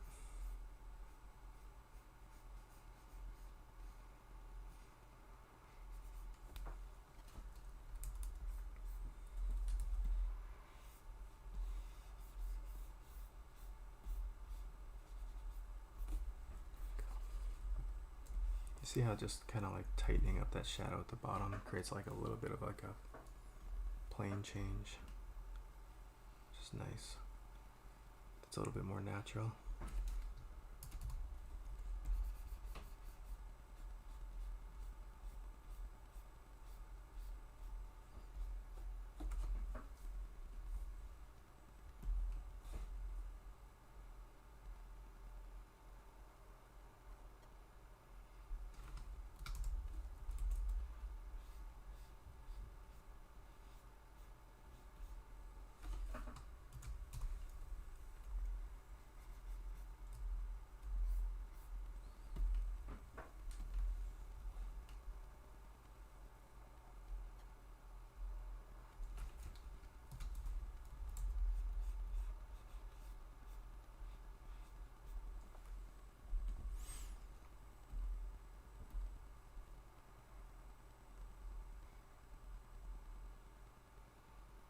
We're going to do kind of an overall on this neck, and then we'll go back and do sort of subdivide the wrinkles down a little.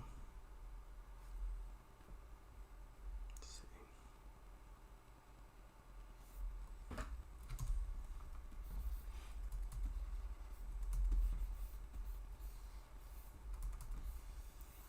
So that felt really flat, and so I want to kind of round that out.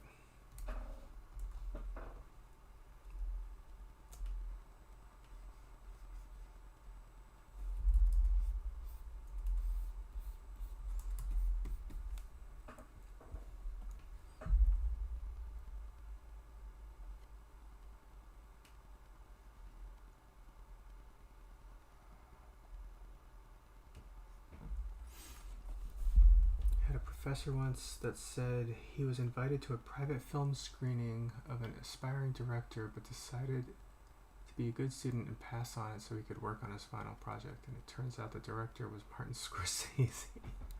Lesson is to take a break every once in a while, and you have to take it. You have to take advantage of opportunities. I try not to say this too much because I'm not super proud of it. I think because of the way I was raised, but I dropped out of college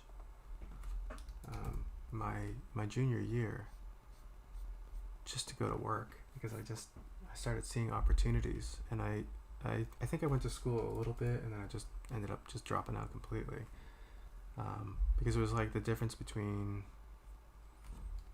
paying to learn and getting paid to learn, and that is not 100% accurate now as I think about that, but it was really important for me. Like I just saw I had opportunities, and I think my gut was to say like, no, I'm in school, I'll do those opportunities after I finish my schooling, but I'm really glad that I didn't wait, and I took advantage of opportunities that kind of came my way. And they weren't great opportunities, but they taught me so much. And that was the kind of education I was looking for at the time. Learning business, learning how to work inside teams. That stuff isn't really taught in school. You're taught skills, but there's like these other things that you need to know how to do, how to solve problems. But and I didn't actually finish my degree. My wife said that before my kid was born, I had to finish my degree, and then we ended up having our first kid, and I was working at Insomniac Games on one of the Ratchet and Clank games, and I had to go across to Pasadena City College every day in the morning before work and take World Civ classes, but education to me now, and I'm not using myself as an example, but I really do feel like it's experiential, and it isn't necessarily under one roof. So if you're in school and you see an opportunity come up, I mean, people will get in trouble for following this kind of advice, but I don't see there's any problem with just taking a break and going and experiencing that.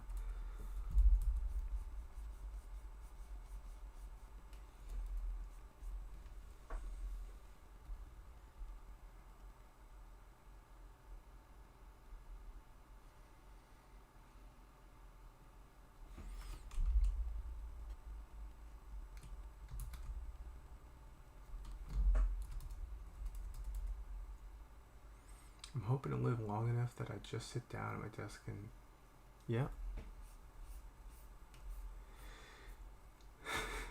old age and pass on. Yep. That's poetic. I'm sure you'd probably be very happy to just know that you're just drawing and just laying down afterwards, but okay, let's not get too morbid tonight. Poetically morbid. Alright, so now that arm is going to cross over.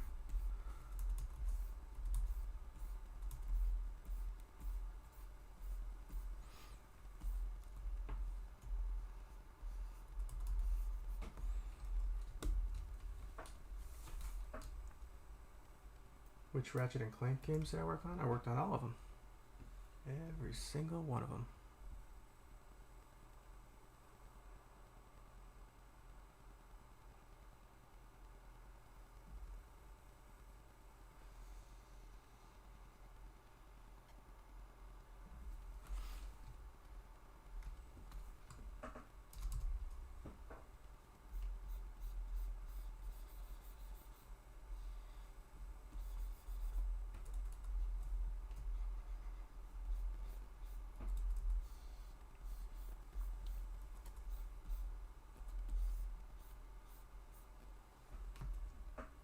Starting to see it's nice and fleshy feeling in the You know, it's nice to like get these like bent shadows to kind of show like the way that the form is turning.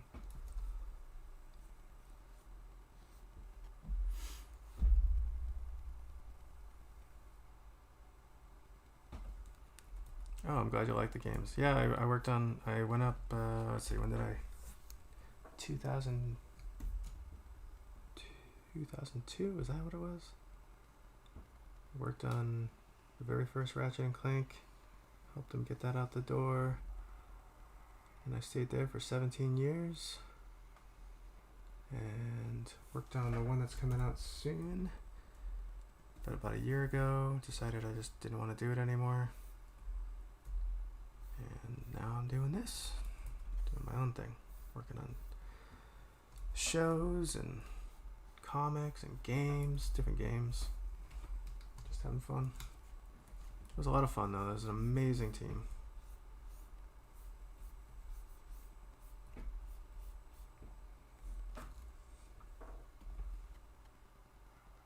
Talk about a learning experience.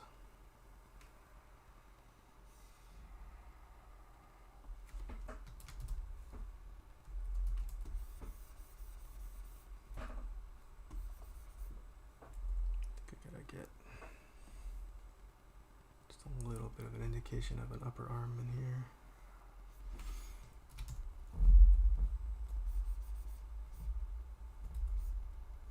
No, that's not working. Let's see how this goes. Get it further along. I might have to come back to that. It's looking a little bit like a tube.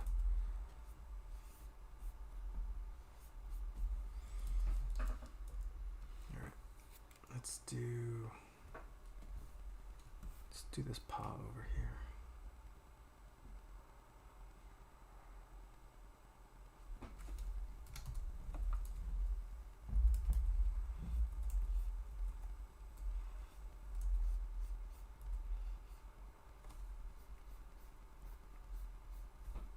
Definitely want this to feel a bit more rigid, so I'm going to stay tighter with the shadows, a little bit more aggressively graphic with the shadows, so it feels like a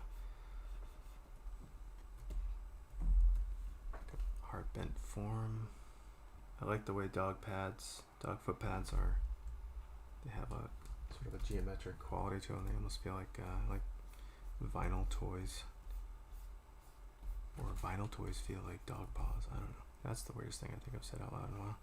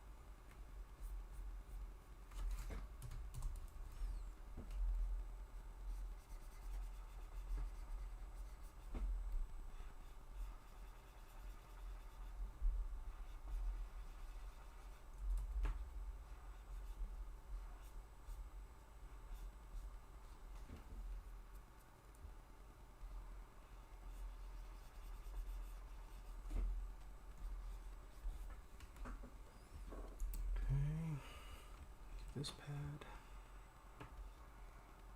It's nice when the shadows start casting over themselves, because then you can be a little sloppier with your selections, because you know that there's a shadow below it. Keep that planar stuff going.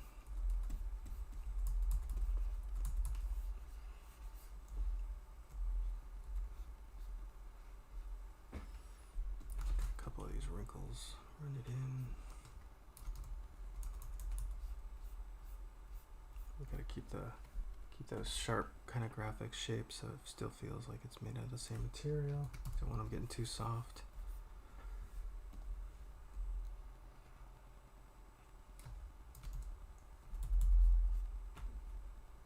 It's a little aggressive.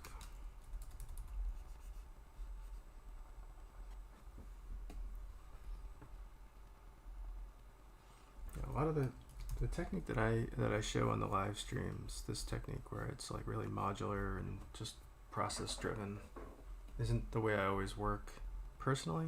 Sometimes it's much more organic, like I think a lot of us work on our work. But it was developed while I was working at Insomniac and it's why I think it's so important to kind of share this mentality. It's not necessarily the workflow that's important, it's the mentality to kind of keep things modular, so that it's easy for you to make changes when changes come down, because changes are the key to making the best work. And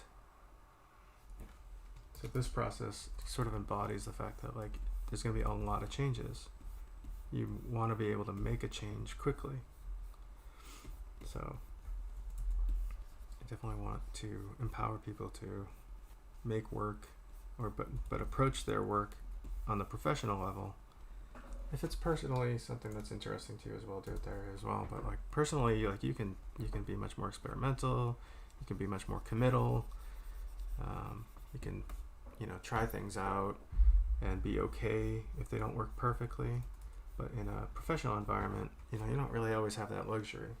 So building your work, building your files in such a way where if someone comes to you and needs a major change, 10 minutes, 6 months down the line, you're not dead in the water. You have a way of just like easily making that change.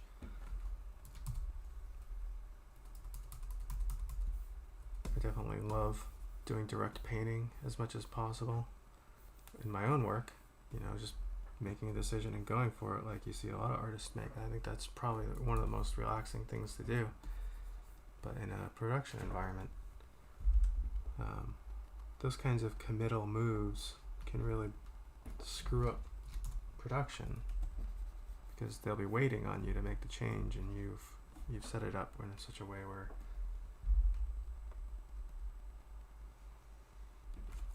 you need a lot of time to make that change.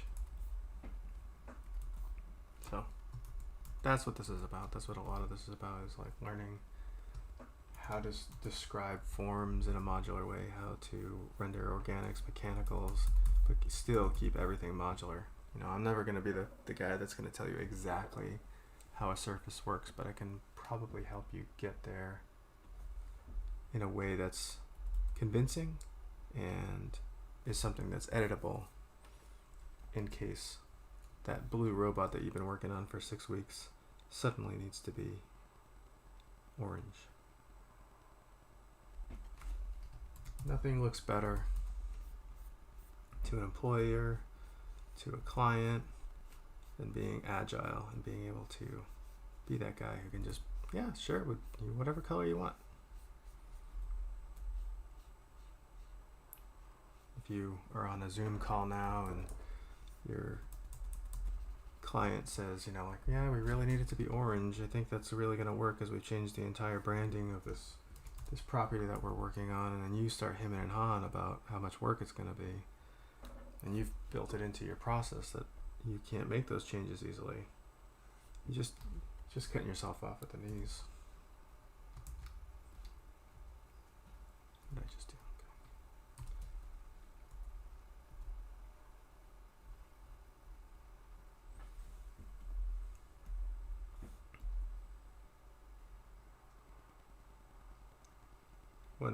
If you guys are ever interested in making video games, I say like it's incredibly stressful, but boy, does it teach you to work in clever ways and be always try and work smart, just because it's so, there's so much of a requirement to be fast, to find ways to do things fast, even if that's a change, making a change fast. Try things out.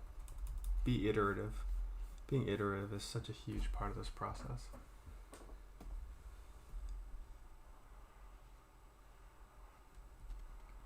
this shading that I'm doing, none of the color data that I painted below it is being affected by it at all. Just not at all.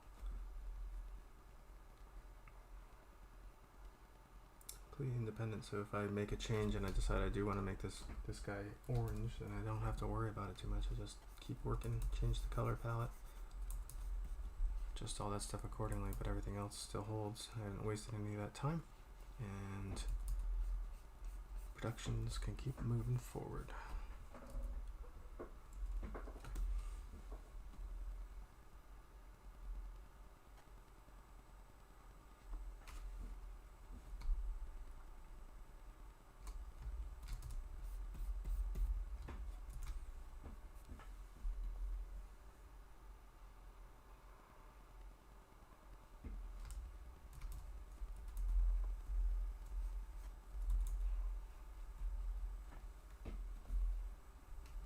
So I'm just yapping at whatever's coming across the top of my head, but please don't, you guys, if you have a specific question or just curious about something, definitely hit me up.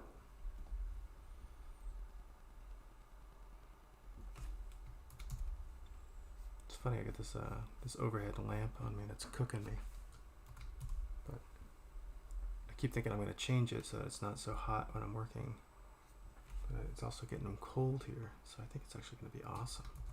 See, I'm working in the winter time. I got my own little like electric fireplace going on over here.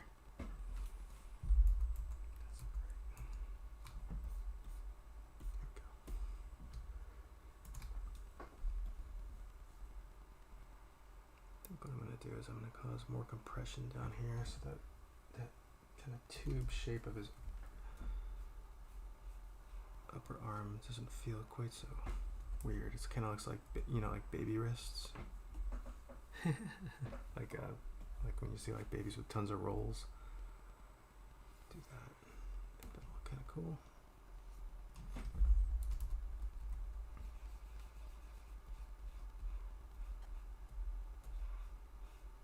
Yeah, that's gonna work.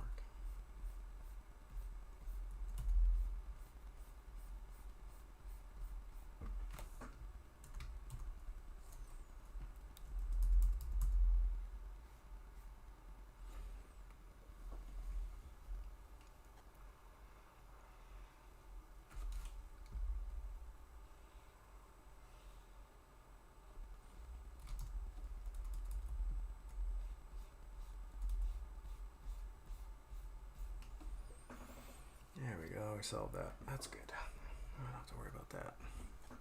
It's nice to come up against a problem and not know what you're going to do about it. Just walk away from it for a second. These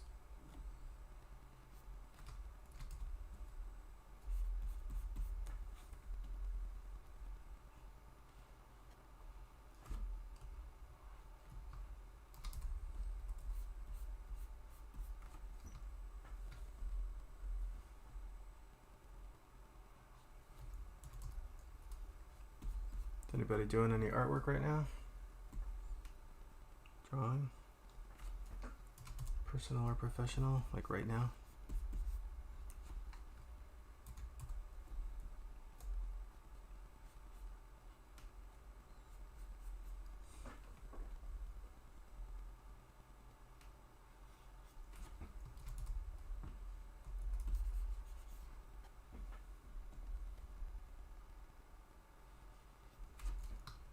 See how I'm using the selections a little bit more like to create like geometric plane changes on these nails, which is something I do on teeth and nails. Just kind of create these nice plane changes. Storyboard class was one of my favorites. I was terrible at it, but I knew that it was fun. I wish I could kind of go back to it. That artist I was telling you about earlier about the using the ballpoint pen, he was my storyboard teacher. He was awesome. I remember being so jealous when he told me he was working on enterprise rental car commercials. It was like, oh, you've made it, man.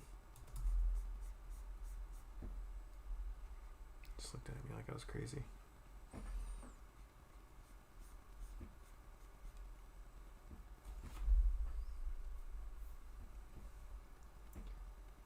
Working on a painting. Nice. Is it oil painting? Washes? What are you doing? Working on some... Steven, I think I saw you post something about some creatures before I jumped on. I gotta go back and look at them.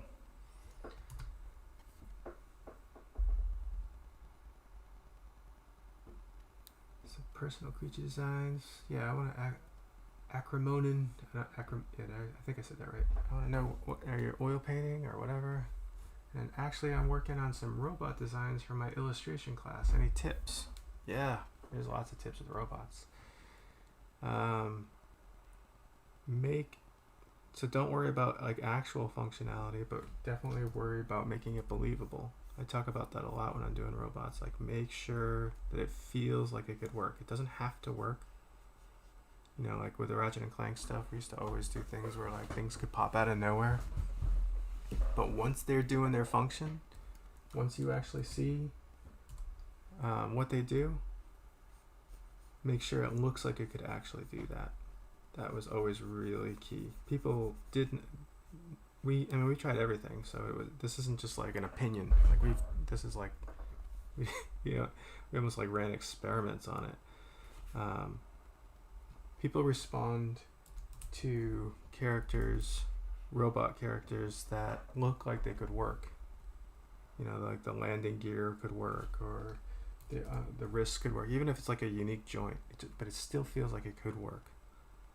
It doesn't have to actually work. And trust me, the riggers definitely let us know when they didn't actually work. But that believability goes a long way. And then another thing that's a really kind of like my go-to is to base it off of anatomical structures. That goes a long way to believability as well. Skeletons, you know, go a long way, or just other animals, like the way that like claws work, and that will get you that sense of believability. But it's like that those little nods to the familiar, they inform people. Like, you know, it's like old stories, you know, like if there's something someone recognizes and they get it, they get how something works because it's something that they're familiar with, then they don't have to figure that whole thing out. And so then they end up believing it. They're just on board a lot quicker. And that's everything. Just if you can just get someone on board quickly by giving them a little nod to familiarity. You know, if it's the way a neck works. If the whole thing is an alien form and they don't understand how it works, it's pretty likely that they're gonna get taken out of the story because they're caught up trying to figure out, like, would that work? You know, like whenever you've seen a sci-fi movie or something and it's a piece of technology and you're just like, that's bonkers, that wouldn't happen. Like, that's such a shame. Such a wasted opportunity for the director to be telling you his story and you're caught up, you know, wondering if like a lightsaber would actually cut through a certain thickness of metal or something like that. So you want to work out the believability as often as possible. That's my main tips for robots. I don't know if that helps. If there's something more specific, let me know. Global robot ideas.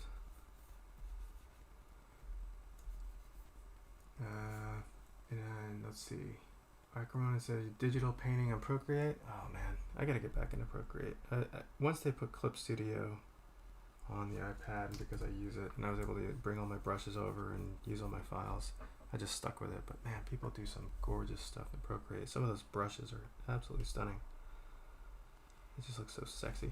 I just want to use them all the time.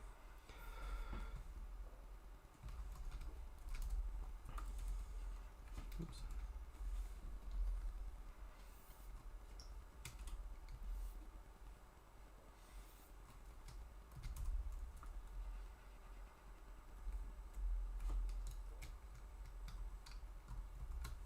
Just making tons of mistakes tonight. Let's see.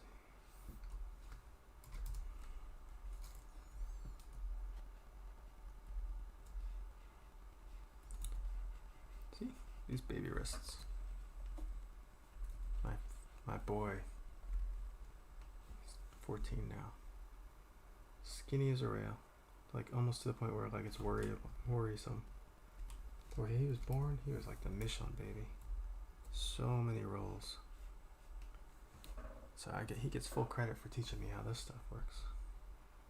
Just never know where you're gonna learn how something works.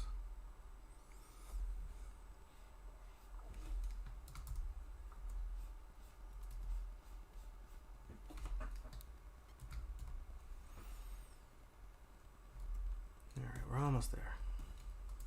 So drop in like a nice big cast shadow on this leg.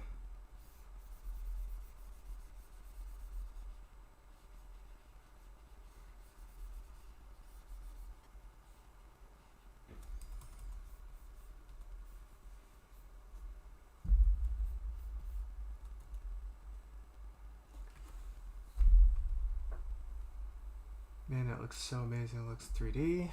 That is the idea. That is using these tricks, using the different thicknesses of, or not different thicknesses, but the different shadow thicknesses and the soft and kind of getting like those nice volumetric shapes.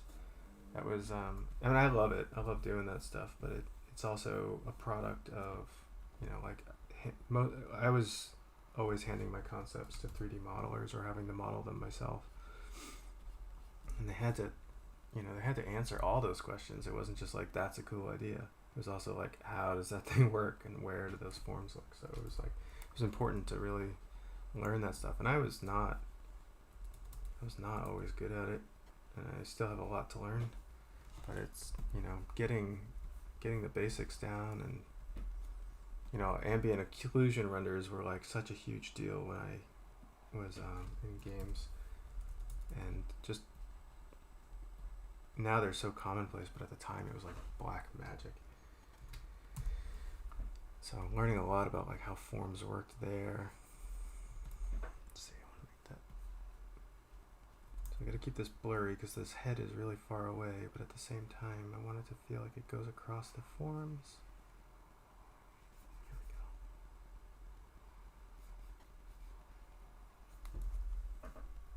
That's fine.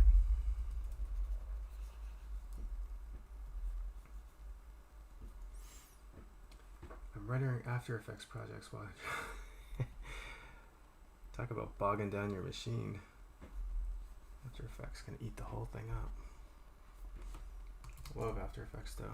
I've been using Premiere a lot lately to help edit some videos for my wife's teaching classes, and I never really liked Premiere.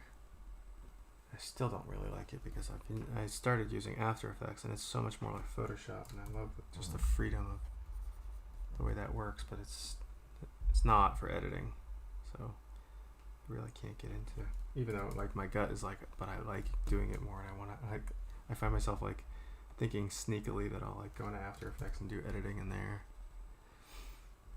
That would be a mistake.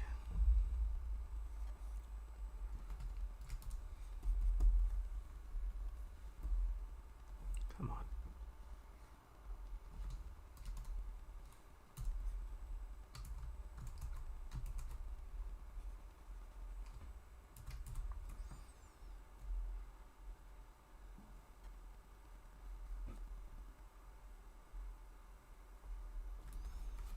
Alright, so then we just have to do the teeth. I think start playing with the lighting and getting some of the surfacing going on this guy. So I'm going to start by just sort of giving his teeth like a general rounding, and then I'm going to chisel them out a little.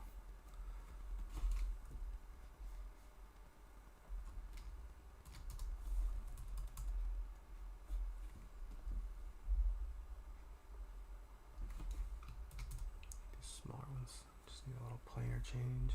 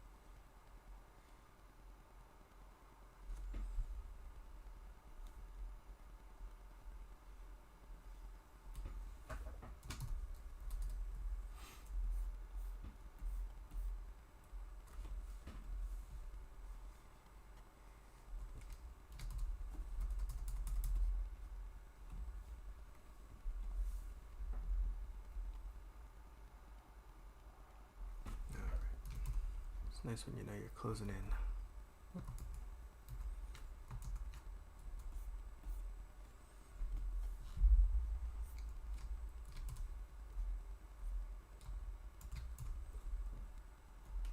Cast shadows where they meet the gums. Maybe where they cross each other a little bit. And I could just keep going, I guess, but I'm gonna let's take a quick look and make sure. Cast that down.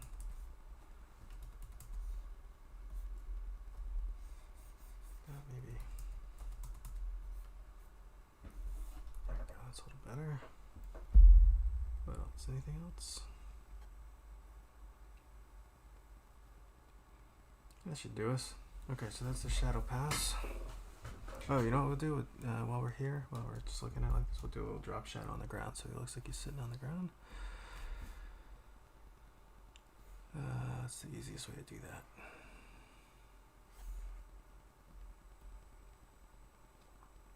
Alright, I'm going to cheat myself a little bit. You guys ignore what I'm doing right here for a second.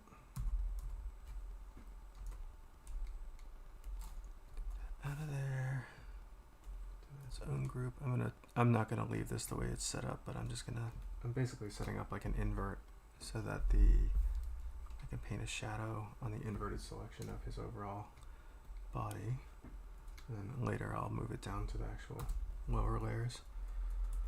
That makes sense.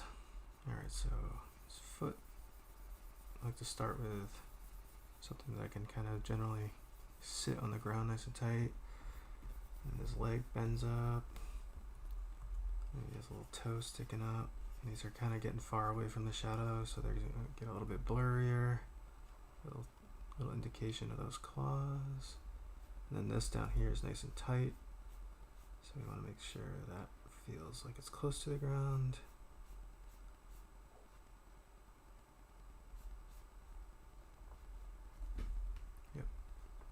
And now enough light is casting over it where it's actually creating a cast shadow, not just a drop shadow.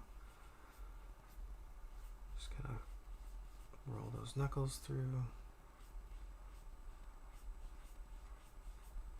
I'm just trying to keep the size of the brush, the blurriness, kind of in tune with how far away that object is from the cast shadow. Then there's the foot casting. So this foot's gonna see the toes kind of cast in this area. And then, so those will be blurry, and then as it kind of gets closer to his heel, it sharpens up.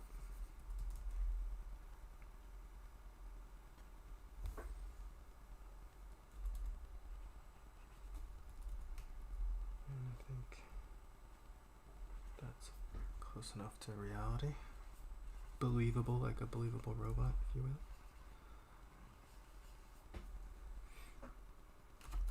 Actually, that back foot feels like it's turned up a little bit.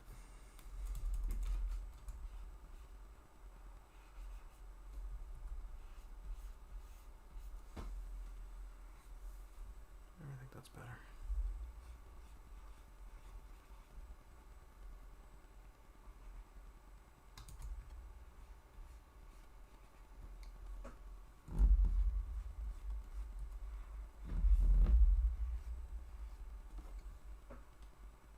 I buy that. That's not too absurd.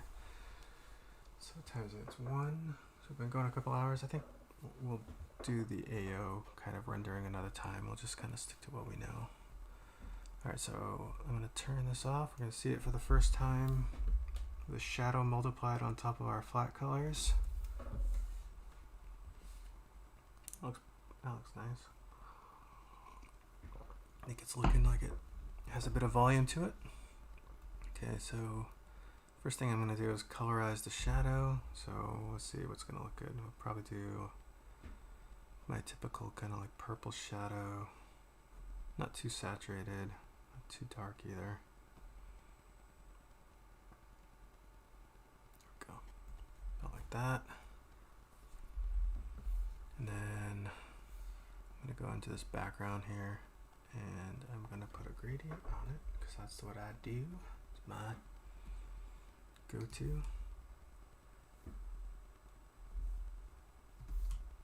we go.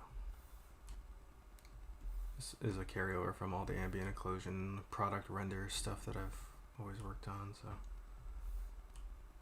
imagine this guy sitting in one of those like product shot booths or something like that.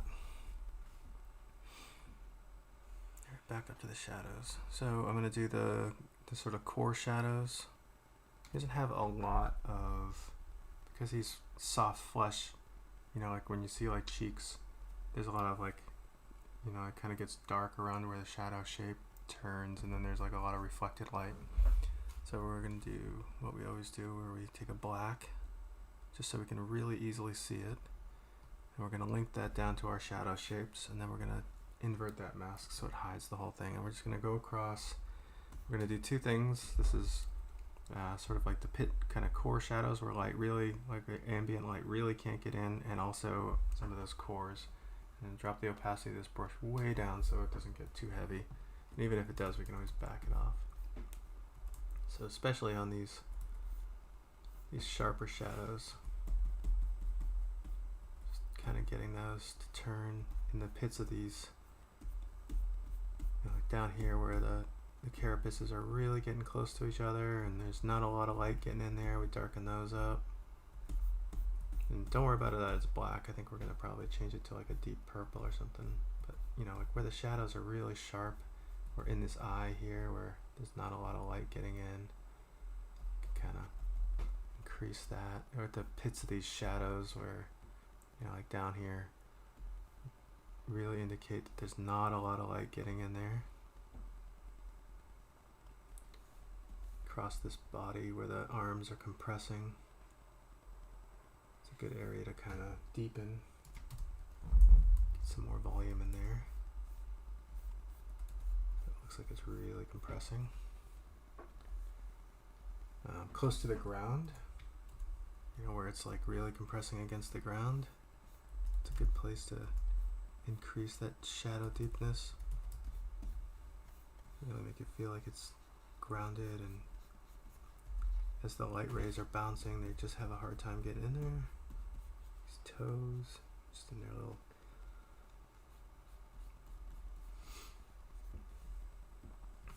Like I said, we don't go nuts, but you can see just turning it on and off, how much kind of body it adds to everything. I'm going to kind of soften some of these areas up.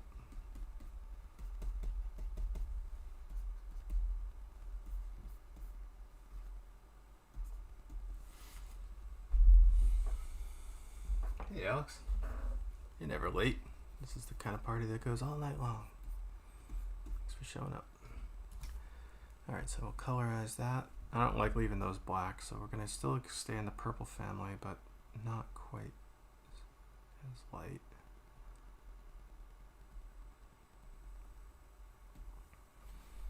Alright, so just kind of turning it on and off, you can see how it just kind of adds like, we can keep our shadows light, but where there's some extra, you know, crevices and deep areas, we get a little bit more, you know, that form kind of turning in. Alright, and then old-fashioned trick where I take the flats and I merge that group together. Don't need that mask. Okay, so I'm gonna put that inside of a group, call that highlights. I know you guys have seen this before, but I just, for anyone who has never, I'm going to put the shadow mask on the highlights group. I'm going to invert it. So now I inverted the wrong thing. I'm going to invert the mask on the highlights layer. So now it's those flats are only in the highlighted area instead of, and they're masked off from the shadows. And I'm going to set this to linear dodge add. So now everything is really, really bright. And I'm going to put a mask on that. And I'm going to invert it so we can't see anything. And while I have that mask, I'm going to turn the mask off temporarily, and I'm just going to adjust this because I don't want the highlights getting so bright. But you can see like the highlights are going to be inheriting some of the blue from the carapace, some of the pinks and purples from some of the other parts. But I'm just going to shift it ever so slightly so it goes a little bit warm, which I think can look kind of nice. And I'm going to drop the overall lightness just a little bit and increase the saturation just a little bit. This is just one way to do it. This is not like a science at this point. It's much more subjective. And I'll put that mask back on. So now I'm gonna... Alright, so what's the invert mask shortcut in Clip or PS? I've always had to delete the mask and do it again if I get the wrong mask. Okay, so in Photoshop, you just, when you're on the mask itself, you hit Control-I. And you can, I don't know if you can see the mask changing, but I'll just expose this so you can see it happening. But if I hit Control-I, it inverts the mask. It's just basically inverting it. But Clip has one hang-up. It does the exact same thing. It's still Control-I, but it does have one hang-up. If you put a mask on something and it doesn't have any pixel data in the mask, you can't just invert it. You have to delete it. And that sounds counterintuitive, and it is. It's just a weird bug. But if you hit delete, it basically deletes all the pixels, because the difference in Photoshop versus Clip is in Photoshop you're painting with black and white.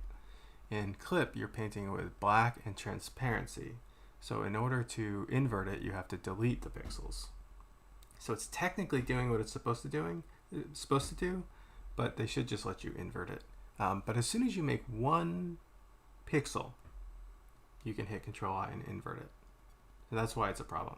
Not because it's actually wrong, it's just, it's just a little bit inconsistent. So if I were to ever write a letter to a program, I would write that. You screwed up. All right, so we're gonna start, we're not gonna do tight highlights right away. We're gonna work with broad highlights. So I'm gonna drop my opacity down. I'm gonna soften up my brush a little bit so I don't have any distinct points. And I'm gonna slowly bring up my highlights. So with flesh, if it's not like super oily like a seal or something like that, I like to start by just kind of doing like a broad pass. And like let that light diffuse out. And it doesn't look good at first. It looks real airbrushy, looks really gross. You can still use selections to make it look nicer, but I really just want to see where the highlights go. And I'm going to build it up slowly, so I'm using just a big wide brush with not too much transparency, and I'm just kind of like walking the highlights in. Like I know I'm going to carry that highlight down. That one's getting kind of intense already, but that's okay. A little highlighting on these here, but I know most of the highlight is going to be on this top edge. Like we imagine these as like spheres and tubes, and where that highlight's going to be catching primarily.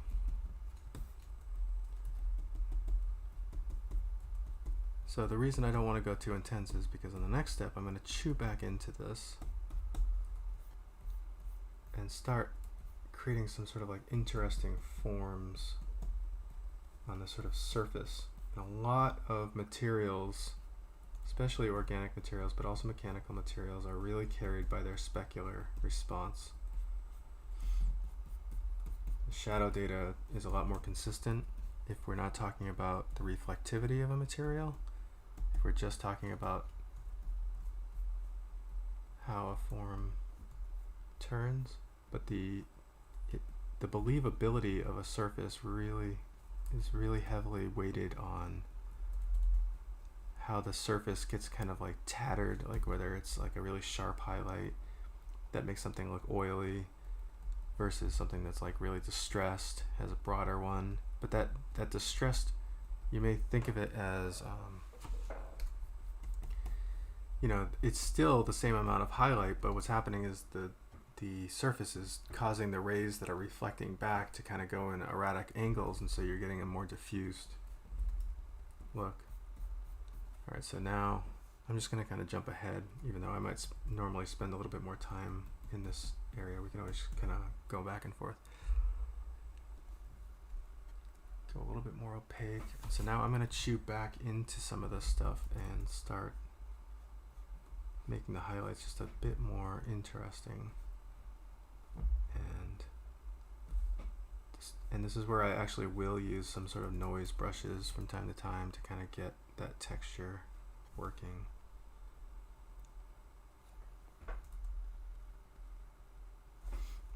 Like if I want to get some scales, like let's imagine this guy has like a little bit of almost like snail to his skin, right? So I'm gonna start erasing out of just the highlight this sort of like skin pattern.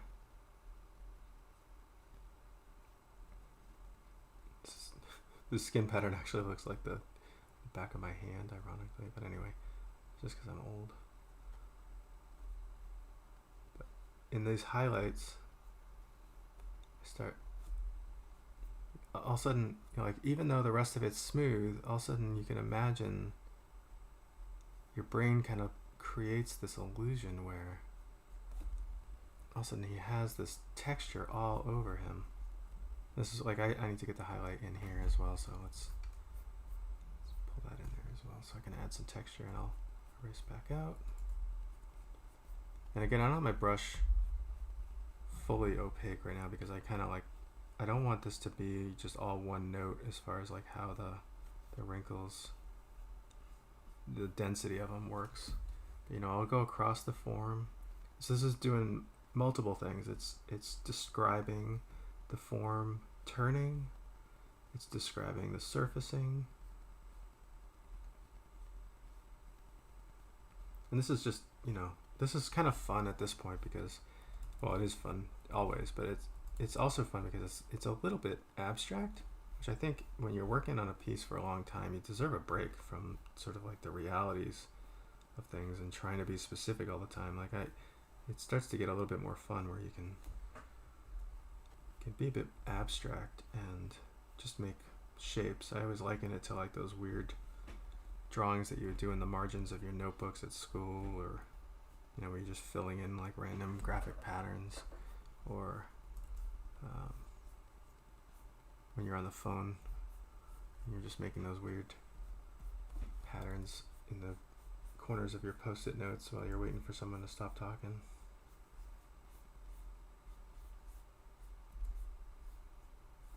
And we're gonna add and subtract this as well, but right now I'm just kind of like laying in my patterns.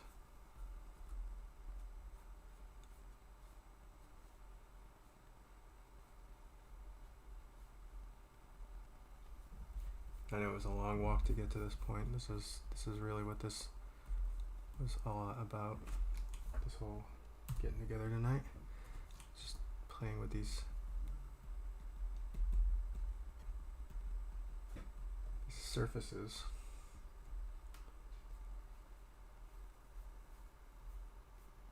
Goes from just being like a really plain and obvious object to all of a sudden having some believability. And personally, I like exaggerated forms with believable materials on them. I think that's always really cool when it's done well.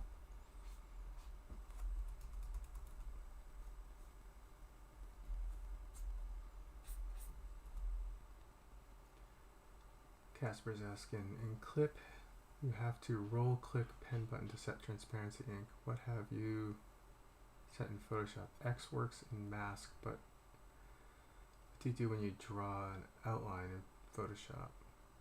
You can't. There's no transparency in Photoshop yet, which is bonkers.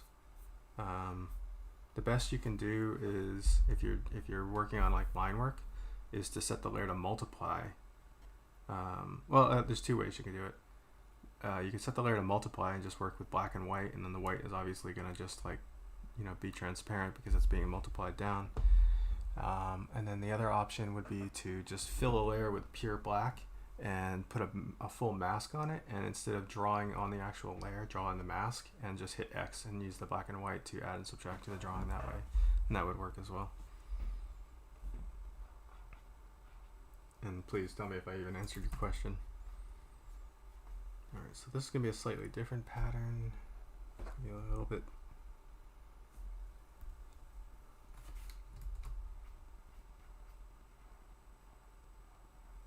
more like chunks. Not chunks. yeah, scales, I guess, right? Scales.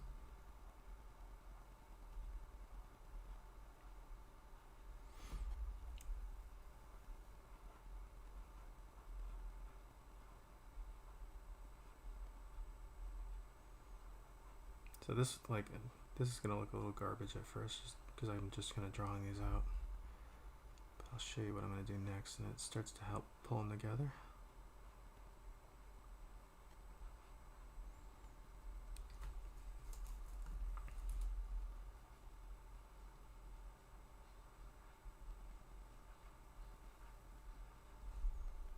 And I think because this is more for entertainment value, I'm not gonna do it as like I tend to work more linear. Like I do all my passes, you know, like I do all my scales and everything and go through the whole character. But I think I'm just gonna go back and forth.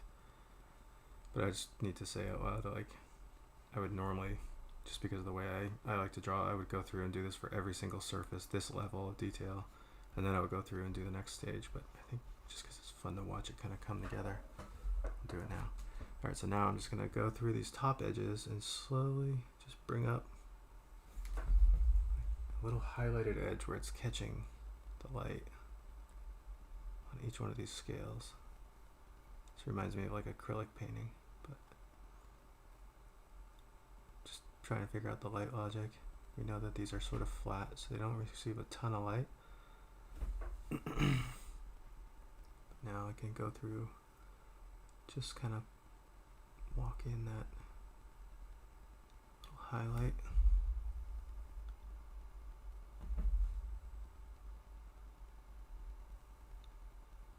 Just all of a sudden, you know, this is so fascinating to me, just like you do it sort of formulaically, but even as the artist who's creating it, it kind of tricks the eye.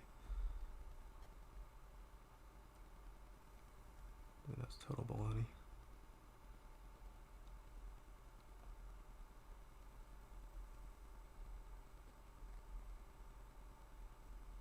You can be as specific or as kind of loose as you want. And then I think it's nice to just kind of go through, once you've kind of gone through and done the light logic pass where you're doing, just trying to get the light to catch this top edge. All these little scales that you put in. And then just, you know, like salt and pepper, little highlights and shadows in to kind of give it a little bit of noise. And, you know, like where little bits of light are catching, little bits of shadow are forming, little organic things to kind of make it a little bit interesting. And that's just an add subtract thing.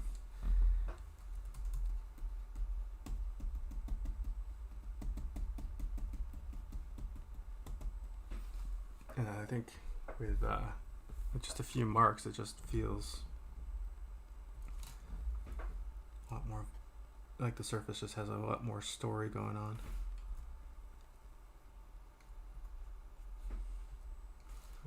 I don't know a better word to use for that, but that's just sort of how I think about it. It's like it's telling the story of what that form, that surface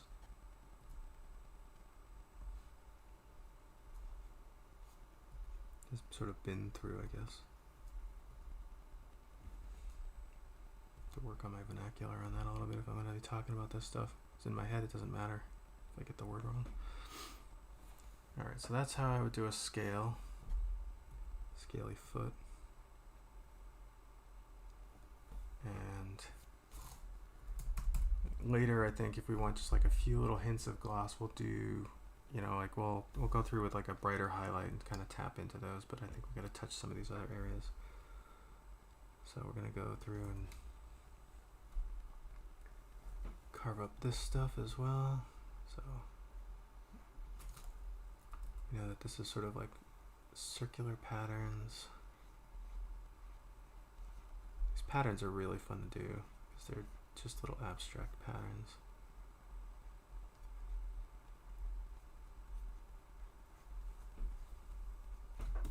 And even on the actual individual pods themselves, or whatever these are.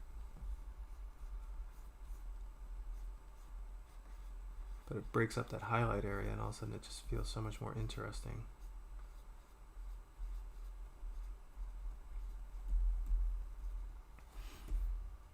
And then I can do the same thing, but this time, because I want them to feel a little bit round, I'm not going to go across the top edge and lighten it. I'm gonna stick with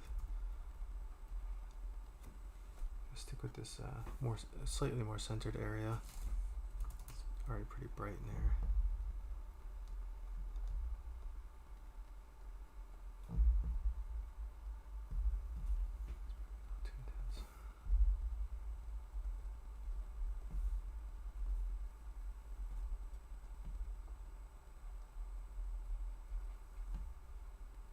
Just look for those like more, because remember we were just being a little bit more abstract and be a bit more general when we were putting in the highlight passes before, but now you're looking for more specific stuff.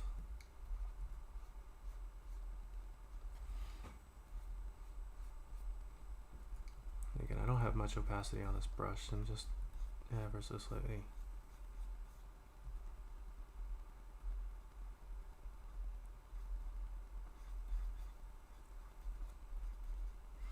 bringing it up.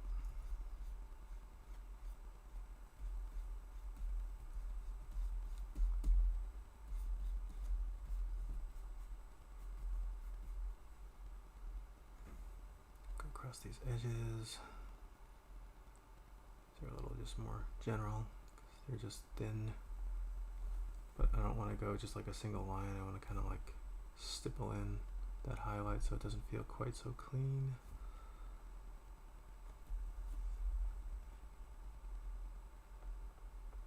So I'm really varying the line so it feels organic and not being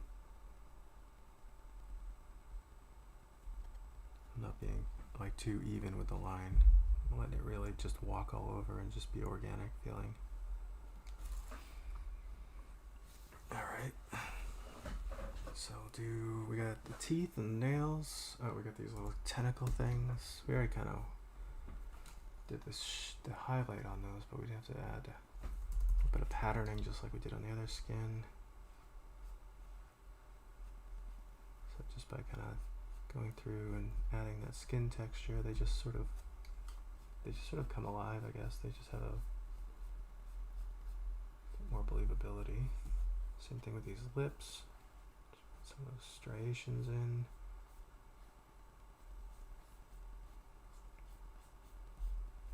Go back and add pops of highlights.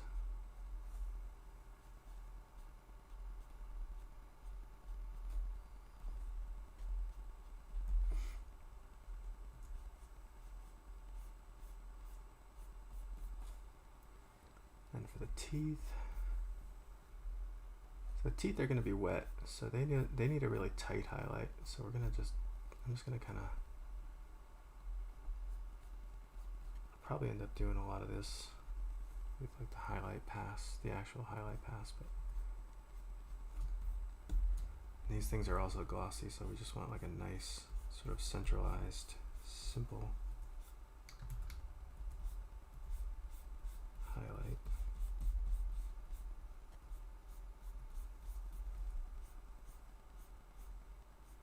We'll go and enhance that as well when it comes time.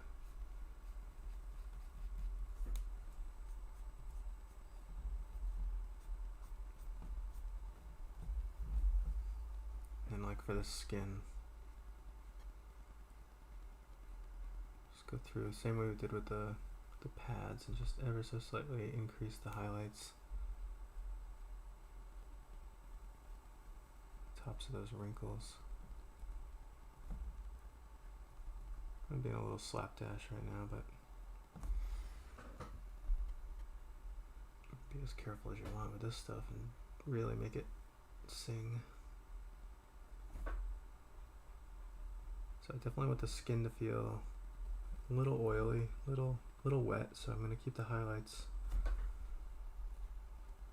bit more tight, not soft, but having that softer under highlight that we did initially helps to feel like it, you know, it's glossy, but it's still diffusing light as it's kind of letting a lot of the light in. Skin has like a waxy quality to it, like a candle when it's lit, which is what we're going to get to with some of the subsurface stuff.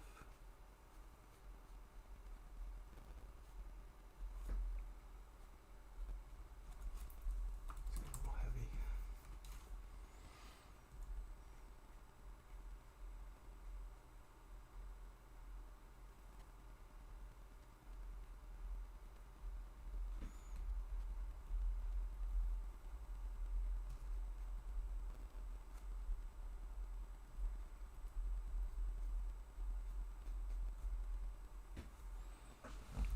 Work.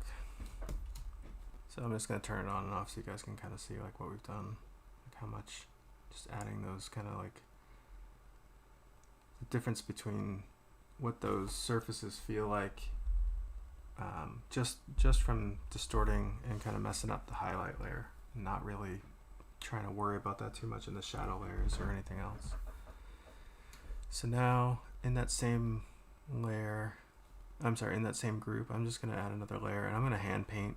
I'm still going to put it on add, but I'm going to mostly do some like bright highlights.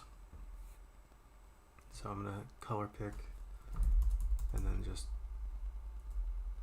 pick areas where like some of the brighter highlights are going to get picked up. You know, spot them in. That's a little too bright for me, so just deepen that color. There we go. So it's not terrible.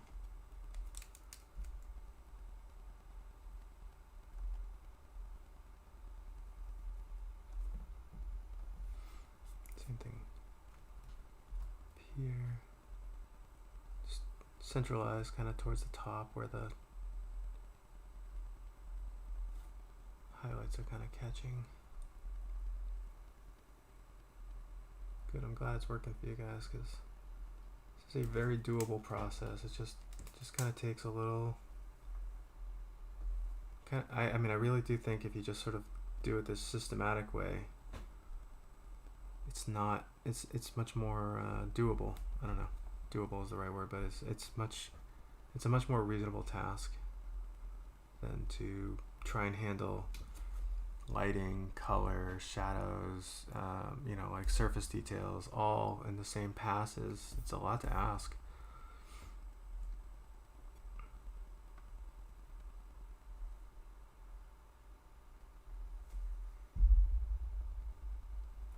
So you just break it down into steps, and then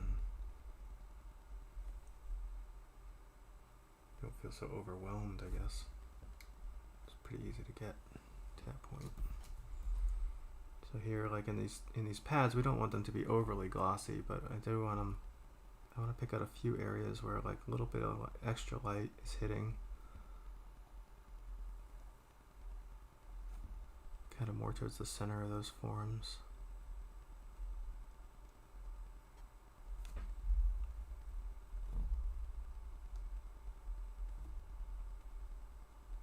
You can see how little paint I'm actually doing now. I'm just like, it's just like these really select little areas. And then the carapace, I'm gonna keep the highlights really broad so it doesn't feel like it's very oily. We could definitely make it feel oily, but because I want the contrast between it, so I'm just gonna bring up the highlights a little bit. And for this, I'm gonna stipple. So I'm gonna make it look like it's just like, it's a really pitted surface.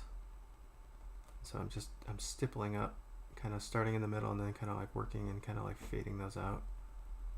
And I may drop these down a little bit. It's always easier to drop them down than it is to slowly build them up. But so it's not like a center blurry nice highlight. It's like salted in here and there. And that just gives this like really nice disturbed surface, I guess. I've barely changed any kind of other brush. And that's one of my favorite things to do, is to see what I can do with just that one brush. But I'm just kind of stippling in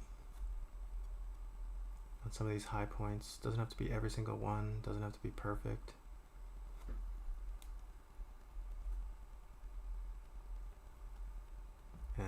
I'm probably going to go through and use the either eraser or just a slightly darker color and just kind of calm some of these down, but we'll get them all in first, and then we'll kind of calm some of them down so it's not all one note all the way through.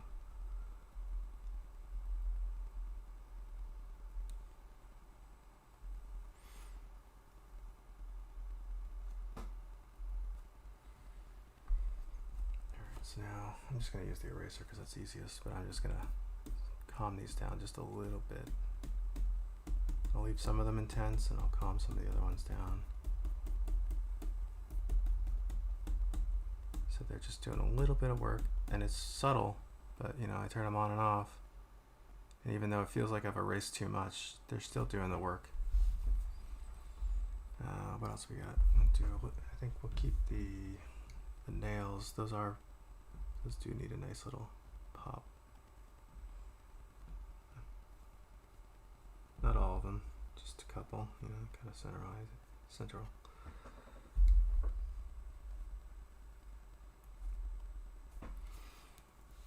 All right.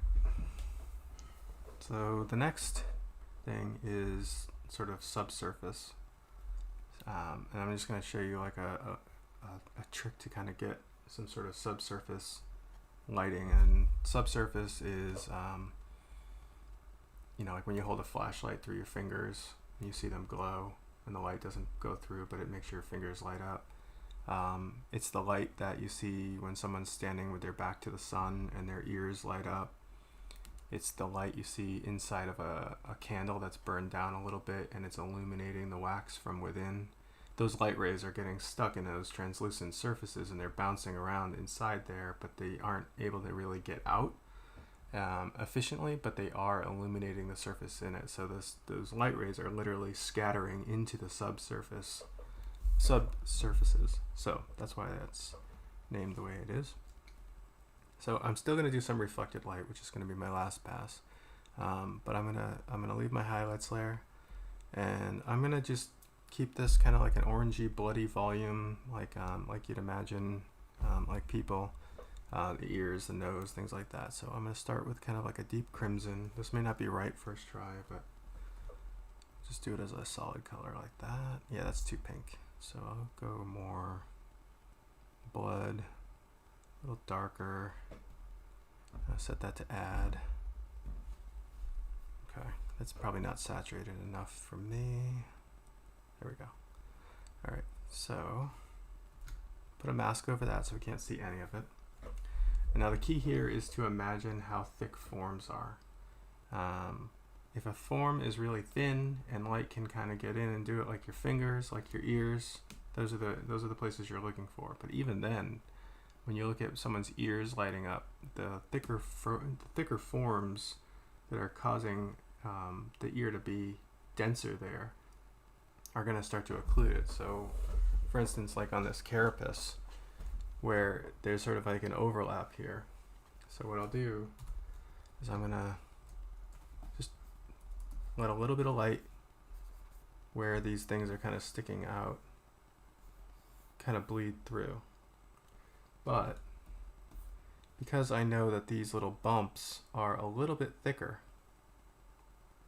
than, well, let's start with a broader form. So I know that this under carapace is traveling through the underside of this one, so it's gonna block that light from getting through. Okay, and I know it looks kind of janky right now, but it won't in a second. So that one's blocking that light, and then this one is blocking the light from getting through there. So I'm treating these like the way ears are. And it's really blurry because it's really diffused. Okay, so now, and then the another thing I have to consider is that some of these sort of these bumps are thicker. So I'm gonna ever so slightly vary how much light is actually getting through these forms. I'm just kind of slowly. So the thinner parts are getting more light let through. So these edges are going to let less light through because they're denser. They have that like tighter wrinkle to them. So I'm imagining like these are like really thin and then they kind of like rolled up like pie crusts at the end. I'm just kind of slowly removing. So like I said, go a little bit overboard at first. And then just let that light start to leak through. And just calm it down a little bit. You don't want a lot of this. You don't want it to, unless I had like a light source behind there. If I actually painted in a light source behind there, you would want to like just go to town on that. But I just want a little bit of it. So I've severely overpainted this, and then I'm just gonna calm it down. I'm just wiping it down. And just that little bit of light getting trapped in the ends of those goes a long way. Same thing with these. So I'm gonna imagine that these are getting pretty lit up. And they're pretty hollow or whatever, and a lot of light's getting in there. And then I'm gonna where the wrinkles are, I'm gonna start imagining like the wrinkles are causing the light to get blocked. So I'll start wiping out some of the red there. And then something that's fun to do is put some veins. The veins are a little bit more dense. So I can get this brush to the right density here. I can imagine that like there's like these veins that are flowing through this and they're not letting the light out. That can look really gross and convincing at the same time.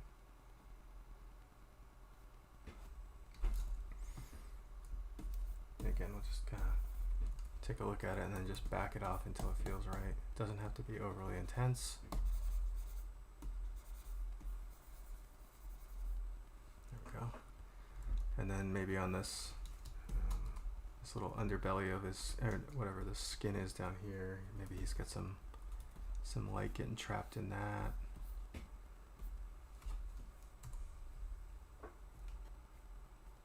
Where these wrinkles are, that's where the light can't get out or can't get through.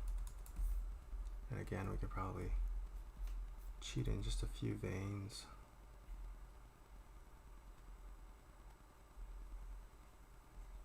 See this a lot in like tree frogs and stuff like that. And just take a look and just sort of back it off.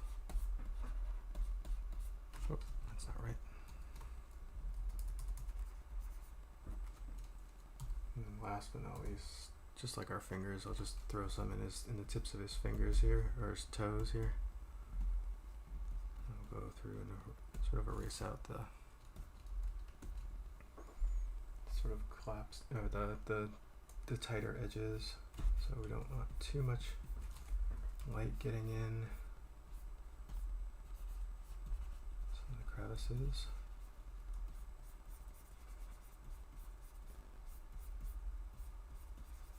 Just having a little bit of that light getting caught, it just kind of brings the forms to life a little bit. I think this is still a little intense, and actually we may want to hue sat this blue a little, this red up here a little bit, because you know maybe the blue is affecting it a little bit. So let's shift that a little bit more towards a purple. Oh, I can't do it with that. I'll have to rasterize this. Let me do that real quick. Okay, now I can do it. So I can walk that towards purple a little bit, and I think that looks a little nicer. That works better. But you can see now I'm going to turn the blood volumes off, turn the blood volumes on. That's subsurface lighting, and it kind of just adds this this quality to the skin that just feels fleshier, right? It feels like it's actually interacting with light and actually absorbing it, and so you get a sense of what that material is like, you know. And even someone who may not understand fully how subsurface works, they've seen it before, so you know, on some level. All right, I never put a highlight on the eyeball.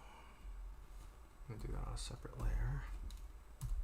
even though I like to follow strict logic with my lighting, I'm going to just, with that highlight on the eyeball, tend to break the rule a little bit and just kind of go for it. So, something like that. A reflection.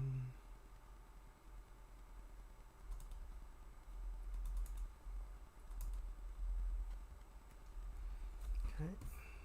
And then the last thing I'm going to do is the reflected, well, I'll do a couple other things, but the secondary light. So I'm just going to throw a color on, we'll say like a sky blue maybe. Might adjust this later.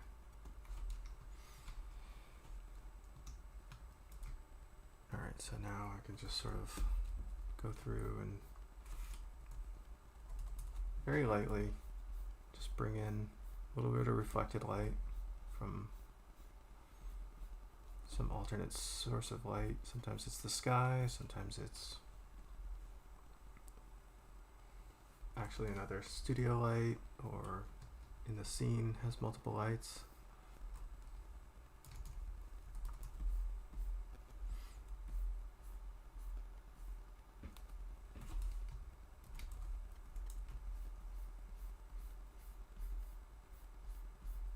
And I don't know if it's apparent, but it's like, you know, part of why I do these crazy creatures is it's really fun to do the materials, the believable materials, because then once the really believable materials go on them, no matter how silly the creature's shapes are, their believability goes up, and I think I just kind of get a kick out of that. So I think that's why a lot of my work still focuses on these silly monsters, things that, you know, I think you would easily say aren't believable, but then you put a believable material on it, and it just adds that little extra question. Maybe it is believable. Ooh.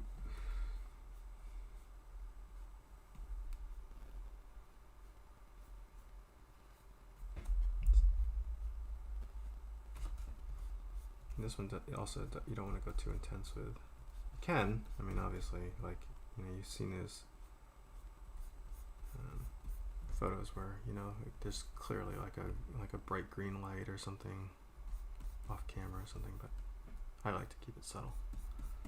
Just act like it's a little bit of reflected light.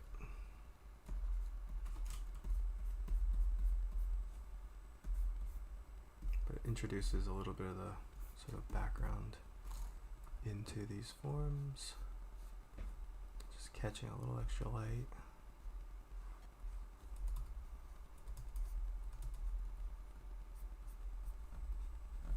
Like in these shadow shapes that we've kind of lost track of underneath these pads here. If I just catch a little bit of these wrinkles with the reflected light, all of a sudden they start to talk a little bit more.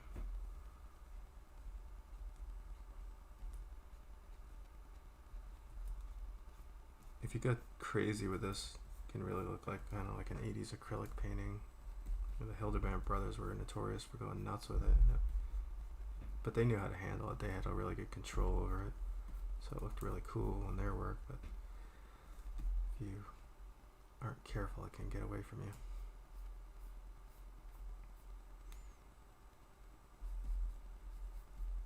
Alright, so that's going to be my reflected light, and you could spend hours doing that if you want, you know, it's fine. Okay, so now I'm going to color the line work. That will just calm things down, and I'm mostly going to concentrate on the values that are really bright. So I'm going to keep my opacity not too high, but I'll pick a color. If the line work is competing with the illusion, then I'm going to calm it down. But I don't want it to go away, because I'm kind of, like I've said in the past, I still really like leaving the line work apparent, but I don't want it to be overwhelming. So that got away from me a little bit. So I'm going to keep a little bit of the line work, You could completely paint this out. This would be a great opportunity if you wanted the line work just to be completely obliterated, to let it just go. Just let it go. But I like it. So my monster, my rule.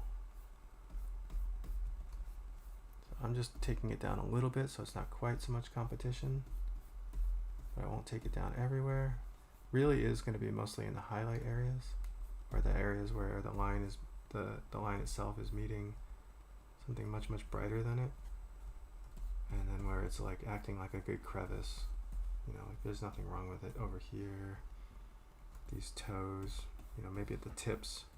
I'm just going to calm it down a little bit so it's not quite so as intense. But this, like the density of the line work on these darker blue carapaces is working pretty well.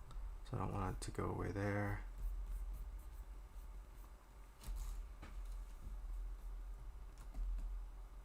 And the teeth, up in the tops of the teeth where they're not affected by much besides light. Calm those down a little bit. And there's lots of ways to do this. I even have some tricks that, you know, to do it very quickly that I might show in some other videos or other live streams. But for now, this is the easiest way. Is I just layer linked over the line work, so I can just turn it off and go back to my line work at any time. I can even drop the intensity if I want to get more of my line work back. But I like what I've done, so I can kind of adjust how intense I want the line work to disappear. And then to wrap this guy up, we're just going to go back down to this ground shadow. I will put some black underneath him, link that down, and invert that. And I'm just going to, with a really low opacity brush where he's meeting the ground, I'm going to just sort of slightly increase the density of that shadow, so that it feels like he's actually meeting the ground, that he's not just floating on some ambient single density shadow. I don't want to go, and I'm gonna start heavy-handed now, but I'm gonna back it off. I just want to kind of get those deep shadows going, and then I'm just gonna drop the opacity down until it feels right. Because I do like the way it looked, but I don't think shadow is a little bit one note, so I don't think it felt quite as convincing.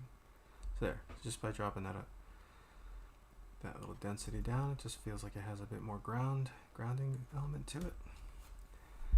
And technically that's done, but for fun I'm going to make his antenna glow. I think that looks cool, so I'll do that above everything. I even put this in a group. I usually call it post whenever I'm doing stuff that is like effects and things that are above the line work. I put it in a post layer. I'm going to set that to add.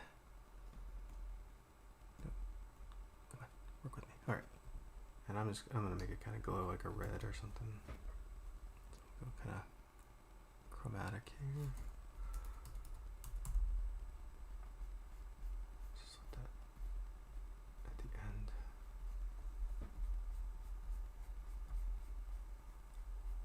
Glow. A few pieces of magic antenna dust coming off of him.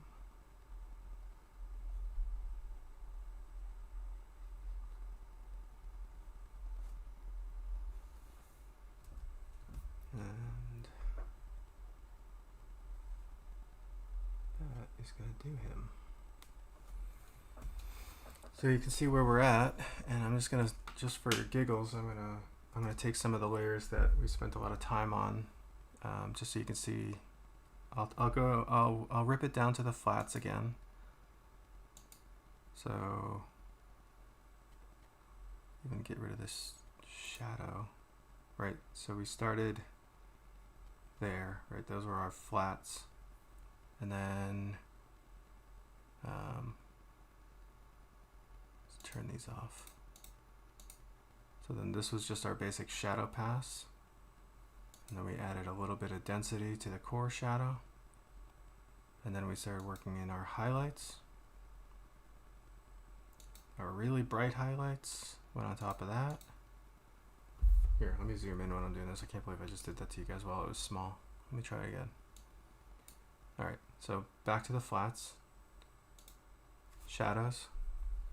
So that was like that was the heavy lifting, the shadows, but then, you know, we calmed them down, we colorized them, so it was actually a little bit interesting.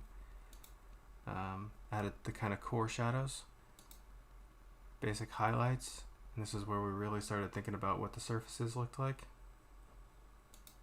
And then popping it with a little bit of a highlight pass. And then I didn't turn this off, but this is the subsurface layer, so you can see it kind of just adds a little bit of fleshiness, kind of adds like a little bit of translucency to some of the forms that are starting to get thinner. This is the reflected light on and off. And so, you know, like that might look better a little bit on the kind of like a desaturated green, or maybe we want that to be purple, you know, like it kind of sets a couple different moods. So I'm going to leave it blue because I kind of like the way that that still talks to the colors of the piece, but it's not too far off. We'll put the ground shadow back on so that he feels grounded, and then some post effects just to kind of get his antenna glowing. And that is that guy.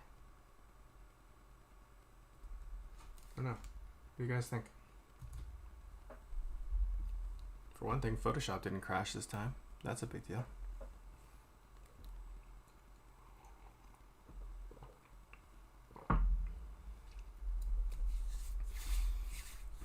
Well, it's 2 o'clock for me in the morning, and so that makes it pretty much time for me to go find a place to rest. But I'm willing to hang out for a few minutes if you guys have any questions. If not, I will I'll start coming up with what we're gonna do next week. I can't remember exactly. I think I had an idea already, but I don't know what it is off the top of my head. Cool. I'm glad that works. That's, you know, the subsurface thing. What I did was it's definitely like an analog way to do it, and there are definitely like more believable ways to do it. But you know, some of these tricks, when they're cumulative with this, you know, believable shadow, believable surfaces, a little bit of AO, a little bit of subsurface, a little bit of effects.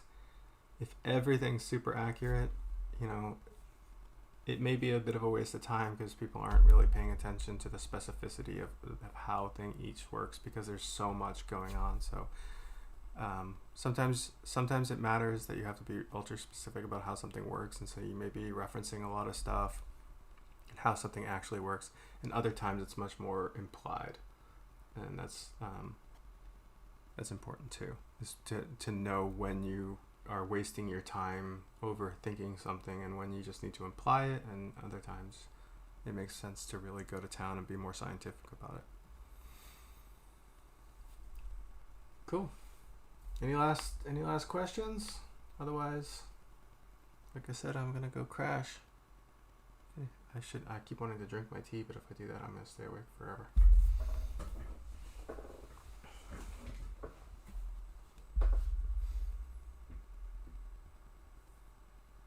My pleasure. I'm glad you guys all liked it. Definitely fun to work on this stuff.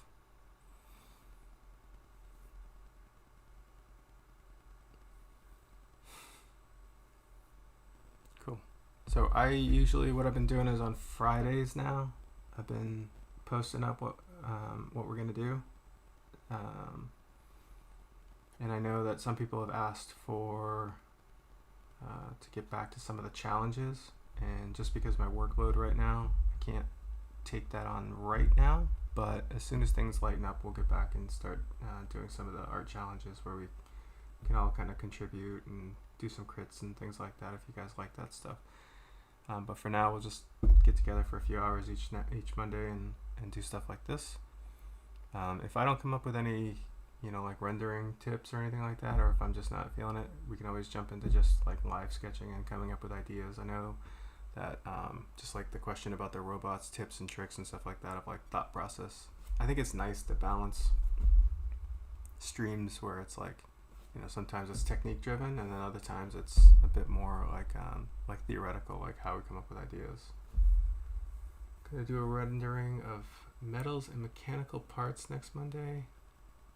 Sure, but I will say, even though I'm always happy to do a robot or something like that, some kind of mech, that's what we did last week as well. So there was a robot, I don't remember what I ended up calling it, but it was just like hard surfacing, basically. It was last week's stream, and I got into a lot of it. But maybe some advanced materials on mechanical stuff, getting into chromes, getting into like fleck paints, things like that. So maybe I can come up with something where it's like a little bit, some of the more advanced stuff as well, because I think that was basically like rusty metals and rubber and a little bit more on the basic level. So we can jump into that. Yeah, it's a full stream. As soon as I'm done talking with you guys, I just post these up. I think it takes like a half an hour or something for YouTube to process the stuff, and then it gets posted. So you guys should see it pretty quick. But anytime I do one of these streams, I immediately post it up so it's on the channel. And anytime you guys need them. It's a record of our wonderful times together. All right, I'm gonna go hit the couch and then eventually hit the bed. But I will see you guys next week. Thank you very much. Oh, fur and fluffy stuff. That's a good one. I like that. Let me write these both down so I don't forget, because nobody's gonna say my memory's any good. So fur and fluffy stuff. That's right. I think you even mentioned that. And then maybe we can do both. We can do advanced metals. That's pretty funny, actually. Do like some furry character wearing like some cool armor, something like that. Okay. I already know what I'm doing next week. We're gonna do some furry, crazy, advanced, hard-edged material monster thing. It sounded like I knew what I was talking about until then I started saying it out loud. Smoke or VFX? Alright, that's not going to be next week, but we'll do VFX as a future one as well. You're not going to like my VFX, but I'll do them anyway. You guys can just make fun of me the whole time. Alright guys, I'm taking off. It's good talking to you guys. Thank you very much for all the awesome questions and for hanging out with me. Again, this is one of my favorite things to do every week, so let's just keep doing it. Till next Monday. And if you guys have thoughts, I'm gonna or questions, you know, you can always hit me up on Instagram and all that stuff. Guys, take care.